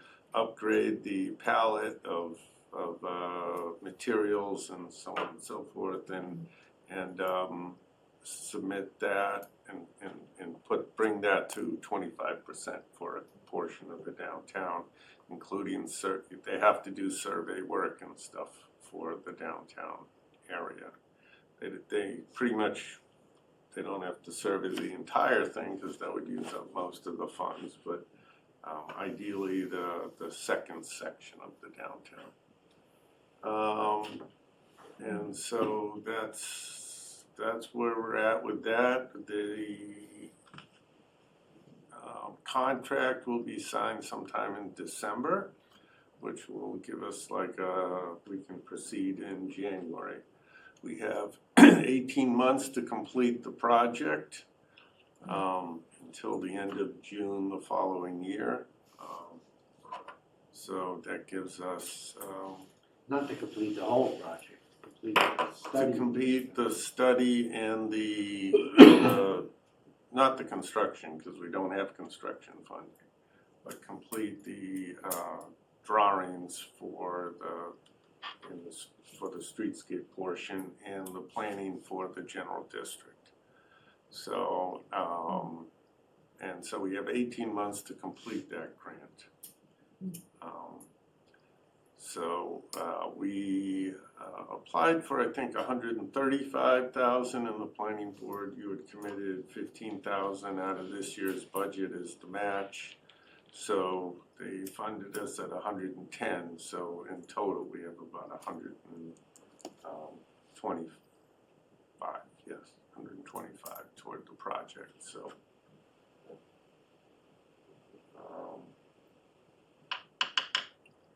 So we're talking about Steve Carr's concern. Yes, well, that'll be all part of it. So we wrote into that as we worked through the streetscape portion, we would involve the downtown improvement committee in the design process for the streetscape of downtown. So Makes sense. yeah. No, it's right in what I wrote. Yeah. So It is. I did not exclude them from this and say the planning board we had some discussions about this before we even submitted the grant, because you had to vote to appropriate the $15,000. So, or to commit the $15,000. Sorry. Can I add a little color commentary to this? Yes, you may. So I'm part of the DIP committee too, and Mark was on the phone, he expressed all this. He and Steve Carhart has spoken just before the meeting, a day before the meeting. And then Steve called me after the meeting and says, in so many words, what's going on? It feels like we're being taken out of the equation and we're not really a part of this anymore. So he was a bit hurt. I did tell him that I tried to assuage his concerns by saying that's not the case, and I know that what Mark's intent is to have another designer look at the downtown and not provide, basically what VHB provided, the engineer provided, it was basically an engineering solution to sidewalks and curbs without an aesthetic or a feel or a look or a touch that it needs. So I tend to agree with Mark in that case. but he wants to be part of it. He wants the downtown improvement to be part of it. I will say the dynamic within the downtown improvement committee is Steve is really the motivation. Gar is on that, as is Susan Crosby and others. They're very interested, but they're not so much into the detail of the design is. It's more Steve, and he wants to feel that he is part of it. So I believe we're gonna have a little get-together with you and me and Steve, probably early next week sometime, to just kind of lay out what had been done so far, show what is beneficial to be reused again, and then to now bridge on to what was I think realistically is the next best step, is to have a real designer take a look at this whole thing from beginning to end. So can I ask an organizational question about this? Mhm. So the contract's with the town of Manchester, I assume? Yeah. And so Which Tony, contract, this one? yeah, The Mass Works. and so Tony Barletta is really the final say on any decisions? Because he's the town, or the select board, Yes, all of the above. all the above. So in terms of day-to-day Mm-hmm, supervision, that's you. yes. In terms of day-to-day oversight, that's Tony. us. And, Well- Do we have a and the role in dip? this? Yes, well, Yes, we I got- wrote it as, so this is a planning study, so it is the planning board who is gonna be doing the planning study with a consultant, just like we did with Kathy McCabe for the downtown, or we did with Emily for the MBTA, so we'll put that out there for response, and then the question would be, and a lot of times you include these planning studies, you include the engineering component as part of it. But whereas we're already pulled out the downtown, we might do it separately. You know, we'll have to look at it, but a lot of times you put out one RFP for a team that includes an engineer, surveyor, design, landscape architect who's the designer, and the planner who works on the zoning. So those three, that team is what usually works with the planning board when they're doing something like this, so. So we're fortunate to have Gordon because he can We do everything. do it all, that's right. So We'll talk about that next. I was waiting for think the that smoke Steve to come out. feels- Steve feels like it's being taken away from him. Steve had planned on doing a small section of downtown, like from Elm Street to School Street, a tiny little portion before the culvert goes in. And that's sort of the design. But now he feels like it's, with Mark's proposal, it's being moved away from him. We're kind of not using the VHB design documentation done to date. And he was actually planning to figure out how to finance this too, so he planned on doing the whole thing. But now it's a different approach. Personally, one that I would agree is a better approach, because I think it can get done. And if I could say that out loud, if they're not here right now, I don't think that we should have Public Works Department lead the effort, because then it turns into a really engineering design. What happened before is that we on the downtown improvement committee was kind of removed from it. Our interface was with Public Works. They went to the consultant, so we had to go to them to get them to come see us, and it wasn't the best. In this particular case, it sounds like the designer would be working more directly for the town, for us, and we have a more straightforward approach. But is there not a way to have us include the dip? Yes, would hope we do. Yes. I think we that have should be to. part of the outcome of the meeting, maybe, is to figure out how exactly that would work. And that's what I told Steve too. I think the intent is, let's figure out how we can get this done here. If it turns out to be a smoother approach, more easy, and frankly, maybe get something done rather than spending years and years talking about it, then he would agree with this approach as well. Because So- Mark, you report to dip, I mean, you go No. to their meetings. You don't go to their meetings? I attend their meetings, Yeah, he's there. but I report to the town administrator. Right. No, but you have mentioned this study Yes, the dip. oh, I've mentioned We the did it study, last Wednesday. I've mentioned this a lot with it, even a year ago or something, you know, when we were putting this together, so I think it's just that Steve is very wedded to what they did. He feels because he was the primary person, Primary with public he's very invested in what came out, and what came out is just a concept plan. Yes. It is not, it is based on the GIS, you know, information. There's no real survey, there's no And they had no cross money to do sections, anything there's no, Real. and the palette, which is what you call like the benches and the lights and everything, and the type of materials you use is very basic, straightforward engineering stuff that the VHB just Yeah, kind I of would pulled agree. out.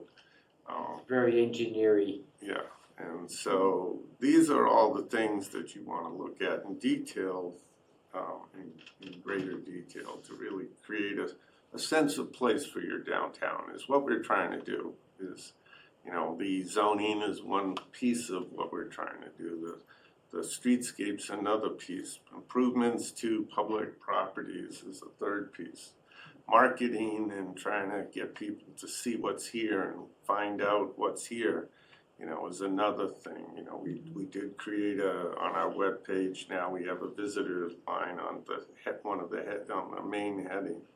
You know, and we can build that out because we don't have a local, you know, Manchester Chamber of Commerce, so, you know, it kind of falls on No the town economic to, development committee. no economic development committee, you know. So it kind of falls on us to build that out, you know. So all of these things, you know, people say they want a vibrant downtown and want businesses to survive. Well, you need to do all of these things. There's no one silver bullet that's gonna bring enough people or, you know, to keep all the storefronts filled, so. So we're working on the downtown zoning. Is there more zoning that you're considering? What? Yes, the rest of the general district. So we're gonna be, okay, Doing this, Finish your question, Steve. That was. we're going to be considering additional changes to the zoning bylaw relating to downtown?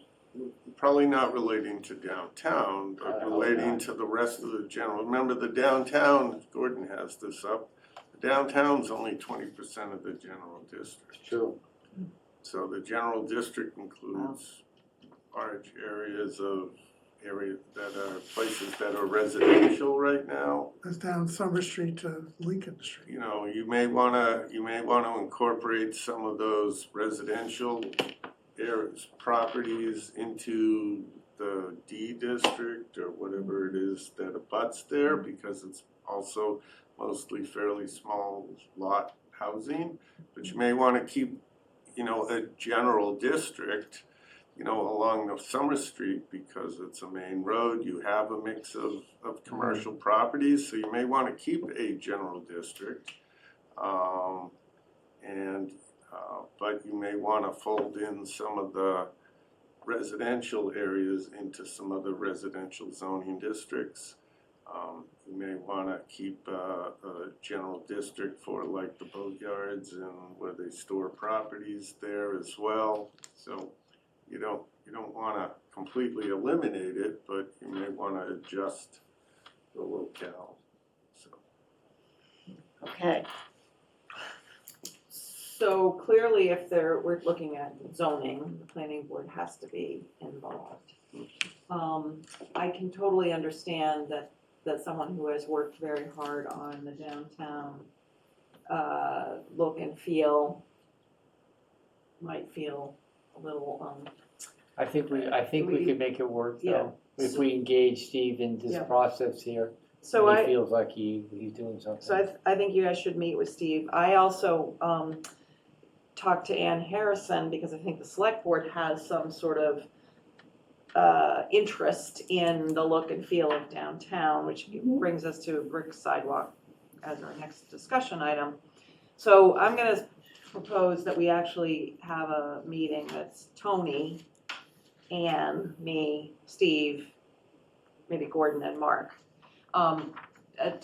to sort out like whose responsibility for what the roles are, and probably it's gonna be a subgroup with a person from each, or to lead at least this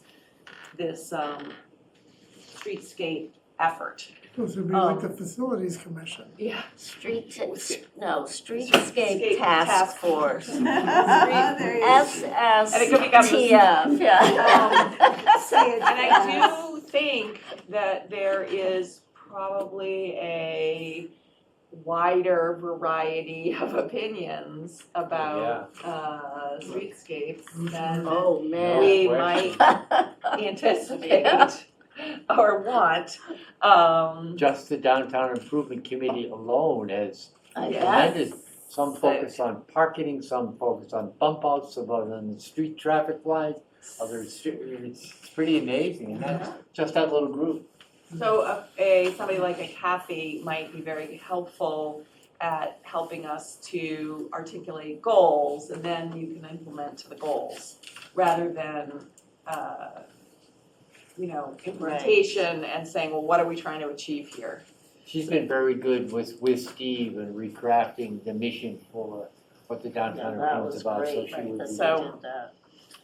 So I think that I'd like to broaden the effort, at least to try to figure this out, because I Yeah. think will be more successful if everyone is pulling in the same direction. That's a good idea, Sarah. Yeah, so, but back to downtown zoning, one of the things that occurred to me is if there is a design standard for sidewalks in front of your redeveloped Santander Bank,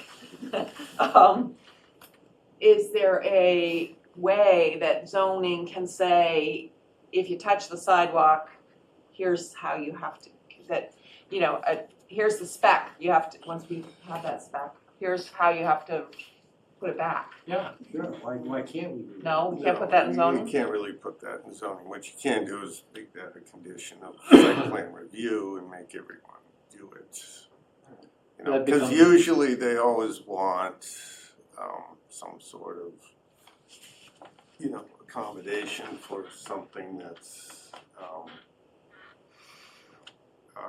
or a variance, so they need something, waiver, some strict standards, so. Height. So those are oftentimes where you can get off-site improvements and. But if, let's just take cargo, it's gonna, I don't even know how they're gonna construct that building in their limited, but there are lots of ways to do things like that. They're gonna disrupt that sidewalk. So who puts it back and with what material? How do we specify, where do we put that? So I think Where is it in our that is on Public Works. Once the standard is adopted for downtown sidewalks, then it's on Public Works, is, okay, you're, gonna destroy this during construction, that's fine. Here's But where, when you're done, you have to put it back to this standard. or maybe it goes to general So, bylaws too. this Okay. is, yeah. Yeah, that seems to make sense, Mhm. that sidewalk construction should be in general bylaws, Mhm. doesn't it? I don't know, whether they have, I don't know whether they have I construction don't know about that, so standards, we don't yeah. specify I think they just have their materials or standards. anything else in any of the bylaws. This Yeah. one would be actually specification of the design, materials, the section, granite curb, the brick surface, whatever it Yeah. is. I don't They think probably it have wouldn't their do own that. construction standards that they've adopted, that if someone is, let's say you're redeveloping a property, and so you move in the driveway, so you're gonna reset the granite curbing, and you're gonna slope the driveway in, and you have to reconstruct the sidewalk in front. Let's say it's not just somewhere randomly in town. They probably have adopted construction standards you have to follow for Yeah. the type of turbine, how it gets set, base of the sidewalk, how thick of subgrade, how you compact it, you know, all of the standards, what you put down for material. So subsequently, if we adopt, have further discussions with them about adopting a standard for the downtown area, that then they could require that, I think. So I'm just looking at the general bylaws, I'm looking to see if you have to reconstruct the sidewalk. Just for a little levity, no person shall suffer any horse or grazing beast or swine to run at large in the town or feed within the limits of any sidewalk, street, or open space. So, just in case you were wondering. Oh, it makes the zoning bylaw feel very modern. Oh, absolutely. Anyway, Mark's approach though about the sidewalks itself and the selection of brick and where it's run, I know there's a little impetus on that now. Yeah, so, you don't want to go into that? We can talk about swine. I don't have any. there is a bunch of stuff about you can't open the sidewalk and there's some, I don't know. You can't dig up any part of a sidewalk or open any public use, moving any gravel therefore, without permission of the select board members. So, you can't dig or break any part of the sidewalk. In case you have to repair and make it the same as it was before. So that's in the general bylaw. That's a general bylaw. So it sounds like we're kind of covered on that. All right, good. Okay, so the next step on this is you guys are gonna talk to Steve, but then I'll pull together a meeting to sort of talk about the larger issue of how we're gonna oversee this. To get the best value for the, Yeah. so, okay, That's all Steve wants. right. Okay, talk about the brick sidewalk. So the brick sidewalk, well, it's, first off, it's something that typically communities do if they're trying to like create a sense of place. They use some sort of brick sidewalk in their downtown area, also in historic districts. They do the same thing. Here we have our downtown is a historic district, so we kind of have the two overlaying. So we also have a property owner who's super excited about replacing his sidewalks in front of his properties, multiples, with brick. He has brought that issue forward before. I don't think it really went anywhere. Again, I haven't gone to the select board, so I don't know whether it's gonna move forward with them either, but I have talked to a few of them who are open to the idea.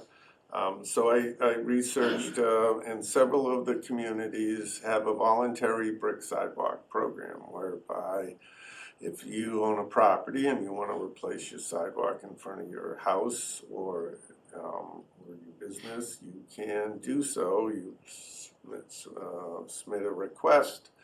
You hire your contractor, work out the schedule with Public Works, and you go ahead and do it, and you have to install a certain brick, particular thing, and construct it to a certain standard.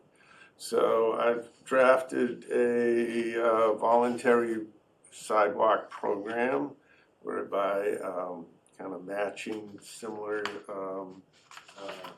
bylaws or programs in other communities, basically saying that the historic district, the national registered district, and then the two areas of our downtown are areas that would be allowed for property owners to do so. And Public Works has reviewed and selected certain design criteria for installing the brick. And so today, actually, I was down at I went to a supply house that huge yard full of pallets of bricks, and they supply actually many other communities with materials. So I brought back a whole bunch of sample boards and some bricks as well. So that's where we're at. I talked to the Bike and Pedestrian Committee, who are in favor of this. The Historic Commission is in favor of this. Don't know whether I talked to the DIP about it yet or not, but so here we are. So how does this interface with engineering plans? So what this would, so these would be bricks that would be able to be removed, and if we have to move a curb out, they would remove the bricks and, you know, reset the curb and then put back the new underlayment one way or another, but most of the sidewalk would already be completed, so it would be kind of a head start on some of this stuff, so that's the way. So I know would for a see fact it. that part of the phase two downtown improvement program that was done years ago here, the curb line going through town, the main road to town Like in would be front of the altered. library, for example. Would be altered, would be, because we've got a variety of streets with this Sure. wide and this wide, taking turns is tough, so the curb line would be adjusted, no matter where we did it, so that would, whatever we can do that on do. a state road? Huh? We can do that on a state road? Don't know. However, that's the thought, it had to be. Isn't it downtown, It oh, had maybe to be we're, done because we had, someplace we have wide sidewalks, other place we have no sidewalks. Right. So that would be the thinking there. So what, if I may, Mark, just the idea of doing this, we would have to do this, I would hope that we would do it as a continuous all the way through the town and not just have it done portioned and then whatever, and then another portion or whatever. That would look worse. We're only really talking about one major road. One road that would be done, would define the downtown area. Are you thinking about individuals can come up and do this? Yes, Oh, so, man, I so don't know this about will that. be a couple years before we get construction money, if we get construction money with our first application. So, in the interim, if somebody wants to put this down in the springtime, you know, you would have, a bunch of properties already with brick sidewalks in this area. You'd be kind of moving kind of in that direction. but what if brick is not the design, Exactly. Yeah, that That's where the we challenge occurs. want, that the process comes up with? You know, that the streetscape is that's what I'm worried about. not gonna be brick, so now we have this, again, a hodgepodge. Even if it's brick, but it's a different kind of brick. Well, this is what I would go to the select board now with and get them to select a brick that Well, why should- we would use, you know, moving forward in this plan as well. So what criteria would the select board use in selecting them? I mean, you're gonna have a designer who's gonna take this. If I may, it would have to be based on this design consultant we hire. We come up with what we think Well, is if the that were right the case, balance. I'd feel better about it. It sounds Well, like, the type of brick you pick is really aesthetic. It's nothing else. Because all the clay bricks, not all, but the ones that you get are the wire cut bricks and they're clean edged and you know, it's all aesthetics. Do you want something that's very traditional, historic looking like red? You want something that's a mix? how do you tell, how can you say that now? You can't. So I think that, But I think that's what he's talking about. Yes, Yeah. yeah, Yeah, but you that's the can't, challenge. you If we can decide do it that now. we want planting beds in throughout there, and there, in addition to the brick, in addition to the granite curb. And then someone says, okay, I can do this, I I've put already it done in, it, right. and then we come back and dig it up, and it would be, yeah. it really has to be well thought through, from beginning to end I versus absolutely agree. individual, Yeah. my thought. So that's my concern, is that we've got a brick, somebody who's pushing brick in front of properties Good and idea. willing to pay for it, great. But now it's kind of like the horse before the cart, right? And, because there, I think, are considerations that are, I don't know much about sidewalks, but safety first, aesthetics second, or in that look and feel. And we Yeah. may decide that we like the concrete sidewalks because we want to have more space and money for flower beds, just saying, whatever. Tables, benches. Tables, benches, flower beds, street trees, whatever it is. And so I think that if have brick in certain places, and I am concerned if the Downtown Improvement Committee has not yet weighed in on this brick proposal. We haven't talked about it, so I guess Because they- this I'm is, thinking we're about we're asking them, their Part of mission job. and their 25 years has been on the streetscape. Whether we like Yeah. what they've done or not, I'm not gonna even, I think they've, by and large, they've done a lot of good Steve work. does talk about concrete, Absolutely, not he's a very, patterned concrete, but just simple yeah, and jointed concrete. the other thing is that that Newburyport's having a big, huge fight about whether they're gonna continue to have brick sidewalks. Now, some of their brick sidewalks is the old historic stuff in there throughout the entire town and all that, but, so let's have this conversation with Tony and Steve and Gordon to figure out how we're gonna steer our way through this. I think it's great to try to get property owners to pay for municipal work, which is great.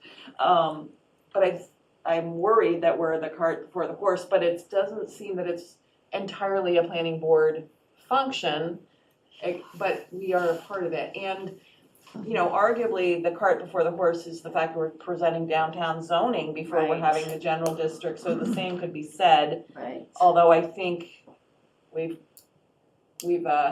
grazed that horse on the sidewalk or whatever. Well, not the swine, yeah. Not the swine. So the other thing I wanna say is that it doesn't have to be uniform all the way through the No, town. maybe it doesn't, yeah. Right. No, But that's the vision. And maybe it's brick trim here and full brick there and Or all concrete there. with brick That's around. all fine, yeah, So that's a vision. Right. that's a vision, it needs to be It designed, needs to be decided, and the designed, other actually. thing is that, at least to date, we've heard a lot about a lot of pieces of downtown. Not one that I can recall was about the sidewalks, except for their safety.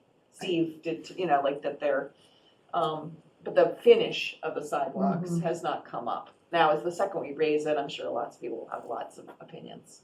Oh, and- there would be a mean opinion. So we do face one thing, Sarah, this is Mark's proposing this, and that gentleman who wants to do it for all his buildings here, he wants this probably post haste now, So whatever it let's is. have a discussion about how we make those decisions and whether or not, I just feel like it should be deliberate, I mean, Yeah.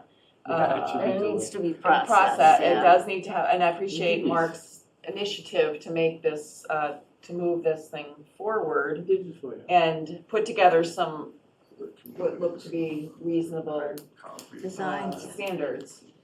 But I do think that the fastest way to disempower, Also, Public Works is. discourage volunteers is to have people go around. Yeah, Yes.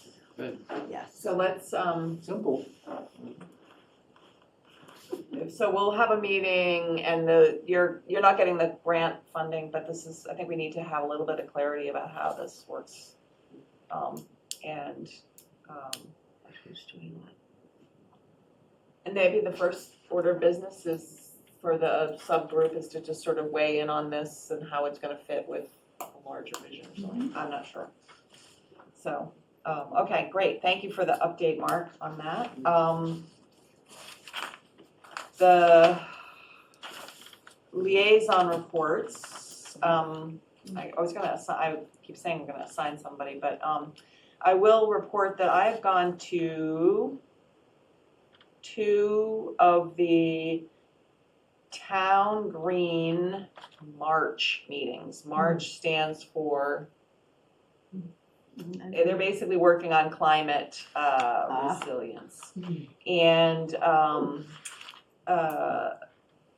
as well as a portion of the climate conference that happened in Gloucester on Friday. right, You went to the second half, I I think. went to the second half. So the March is a project of Town Green, and Greg is now leading that effort. The interesting thing is that we undertook a climate vulnerability master plan, MVP, and now MVP has MVP 2.0. And in order to qualify for climate resilience, future climate grants to actually address problems, we need to participate in MVP 2.0. And MVP 2.0 is about communicating with environmental justice communities in your community, of which we have no census blocks that are environmental justice. So unless we do 2.0, we can't get grants. And unless we communicate with environmental justice communities, we're not doing 2.0. So Essex, Rockport, Manchester, and Gloucester are going to team up with MAPC and Town Green to undertake MVP 2.0, which is about communicating climate problems to underserved and environmental justice communities, of which Gloucester has some. And therefore, by partnering regionally, we qualify ourselves for the future grants. Yeah. So Brendan Zubricki and the planner in Gloucester and Rockport seem to be taking the lead on this. Brendan is the town manager in Essex. I talked to him Friday, and he's coordinating with Tony, and I'm gonna go follow up with Tony. I see this as an important planning thing, because I think that we need to elevate our thoughts about climate and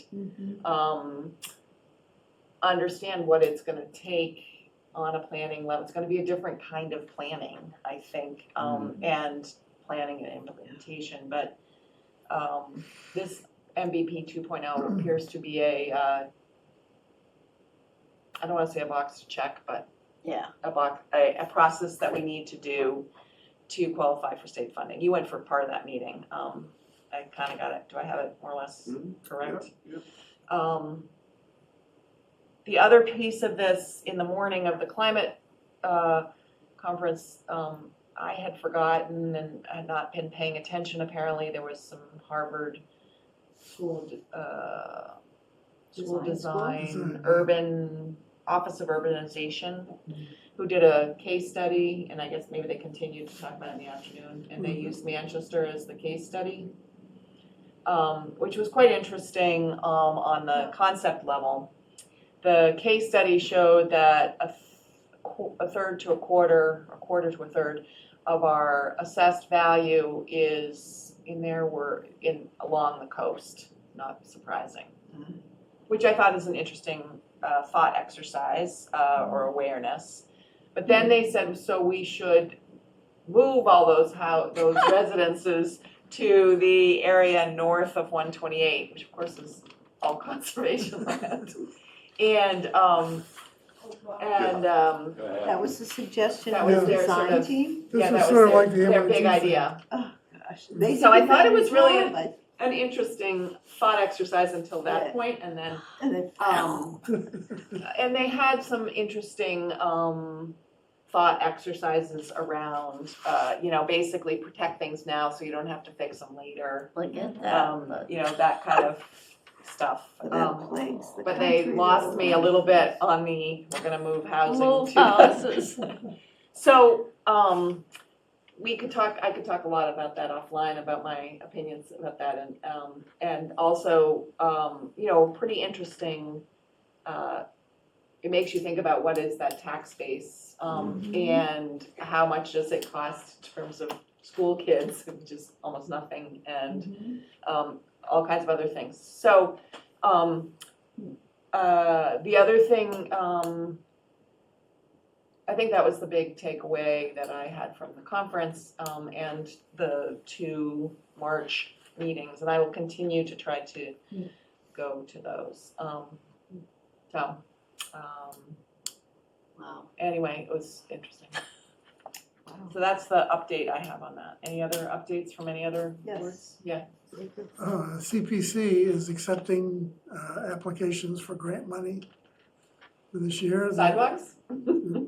Sidewalks are not, so there are three categories of Historic. things that are eligible. Historic things, There we go, housing sidewalks. things, and open space recreation things. What was the second one? Housing. Housing. So the Affordable Housing Trust is gonna go back for another chunk of money. Yeah. So maybe we can buy a house. And there are a bunch of other, the Parks Department is coming with a bunch of them. And the Historic Commission wants to do a study with some funding also, but I don't know if there's something any of you want to apply for, it would be, now's the time. Okay.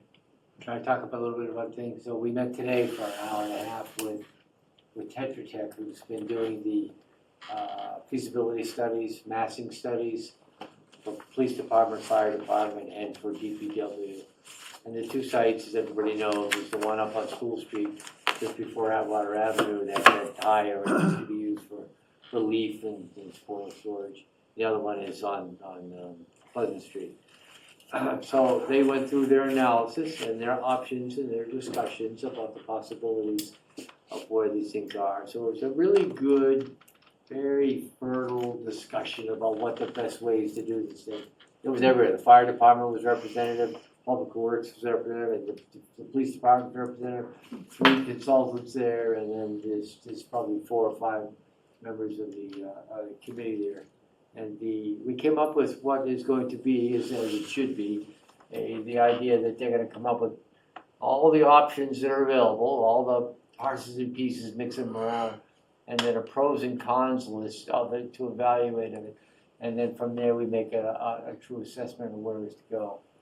So we actually added one today about not build public works where they are, but build it in place, build around it, and build a new facility, and put fire department and police department up on School Street, and not really try and capture the site up above. So it was a very good discussion, very good discussion. So it's interesting that Tetra Tech is probably not gonna be the architect and engineer who moves forward with the real design. We're gonna go out for a proposal for design services, competitive proposal. And I asked today, I said specifically, are you from Massachusetts? And she said, no, I'm from Delaware, I'm from here, I'm from there. I don't know if you know Tetra Tech, they started off as an engineering firm and then they bought everybody. They grew by As acquisition. everybody is doing that. Yeah, so they're all over the place. Not my favorite way to grow, by the way. Having been through both sides of that equation, I like it. But it was a very interesting discussion. They're very competent, very capable, and they're knowledgeable.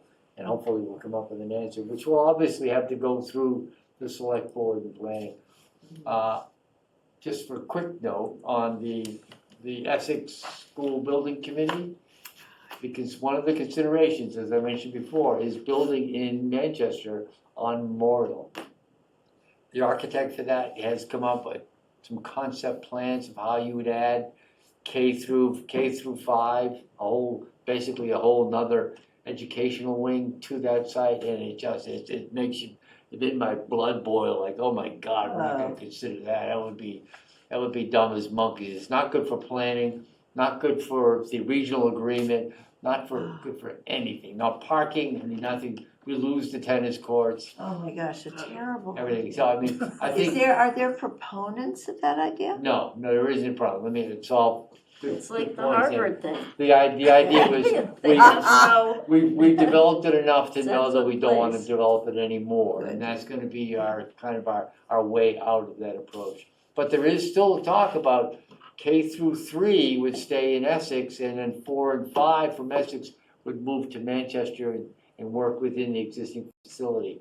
That's something that Pam that's Bowden is interesting. working on to see if she can make it all work. Wow. It looks like, I will say, it looks like Essex site is the cleanest site. We build around the school, we destroy the school, we build the parking and the playing field. Twice. That seems the logical way of doing it. Just like, Sarah, We've done it twice. we've done it twice. It's pretty much the same way again. But we have to go through the exercise for the MSBA. And for due diligence, yeah. Yeah, for due diligence, it makes sense, and I think it's actually pretty good. One of the other things, going back to the climate thing, just because it's related, is that somebody raised their hand and said, why don't towns just, whatever the just was, I don't even know, you know, just rezone their downtowns, whatever it was. And I did stand up and say, you know, there's a whole bunch of fiscal, you know, competing priorities, and all these meetings are public. I invite people to sort of learn the variety of priorities and the process that people have to go through. It's, you know, there's no just doing. Just do it, yeah. Anything, at least in towns. No. It's not even putting in brick sidewalks. It's not a. So I just want to add, in the afternoon, they talked about different planning methodologies, Yeah, and they ended up with probably the best one, which is the one I always advocate, which is called muddling through. You do the best you can with what you have.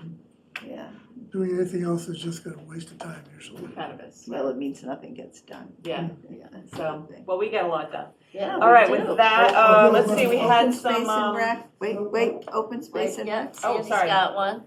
I've got one, but I'll be quick. no, it's okay. So they're working on trails, and they are a diligent bunch of folks. Western Woods, Dexter Pond, Gordon Woods, Powder House Hill, working on straightening out trails and improving things, Great. including Wow. stopping a big mess at Dexter, I Yeah, guess it's at Something Dexter actually Pond. It is a done. mess. Yeah. I was It's what, just a mess? over there. Yeah, there's a Yeah. whole bunch of debris, I People guess, and just leave fines. all this hockey stuff there and other stuff, Yeah. and it's blocks the Yeah, path. it looks like it may It's bad. hurt the bridge as people, there's some bridge there that could Yeah, be damaged, so they're on it, which is good. Okay. Any other updates? You all saw the ZBA, so, and I will watch the rest of the meeting. Didn't see I this just one. couldn't take any more. The driveway and the fire department. Yeah, I understand the neighbors, I do, you know, I empathize with them, but just was long. Okay, do we have the minutes in our packet? No. I Yeah, just came this yeah, afternoon, but I haven't had a chance to read it. I Yeah, haven't had a chance to look at them. they looked good to me. All right, let's take them up next time. And next meeting, so we're adding to this next meeting a Monday, December 1st, working session 4:00. at 4 PM. Mark, you'll post that? Yep. We will have the forum on the 4th. At the 8th, we'll have a regular meeting, and our plan is to not meet on December 22nd. We do have a special permit on the 8th, so, This one, I thought it was today, so I picked it up before I went out of Oh. town. it's always prepared. No, I'm Where did you not, pick it but up? Did you pick it I up? picked it up from Kendall. Okay, Oh. so we all need to get our stuff, and it will go faster if we review it in advance. So, and maybe on the 8th, we will probably limit our discussion, well, we'll have some forum feedback, but Yeah. and we want to make sure we have time to talk about some of Yes. So, okay, great. Any other things? I'll take a motion to adjourn. Make sure there's no public Any comment. public comments? 2 days, Just, yeah. Jane? well, I guess. Thank you for being our audience of one. Is that Jane? Yes. She can't, because she's with you all the time. You know, she never leaves my sight. Okay, I'll take a motion to adjourn. So So- moved. All in favor? Second, aye. Aye. Thank you, Sarah. All right, thank you, everybody. Yes.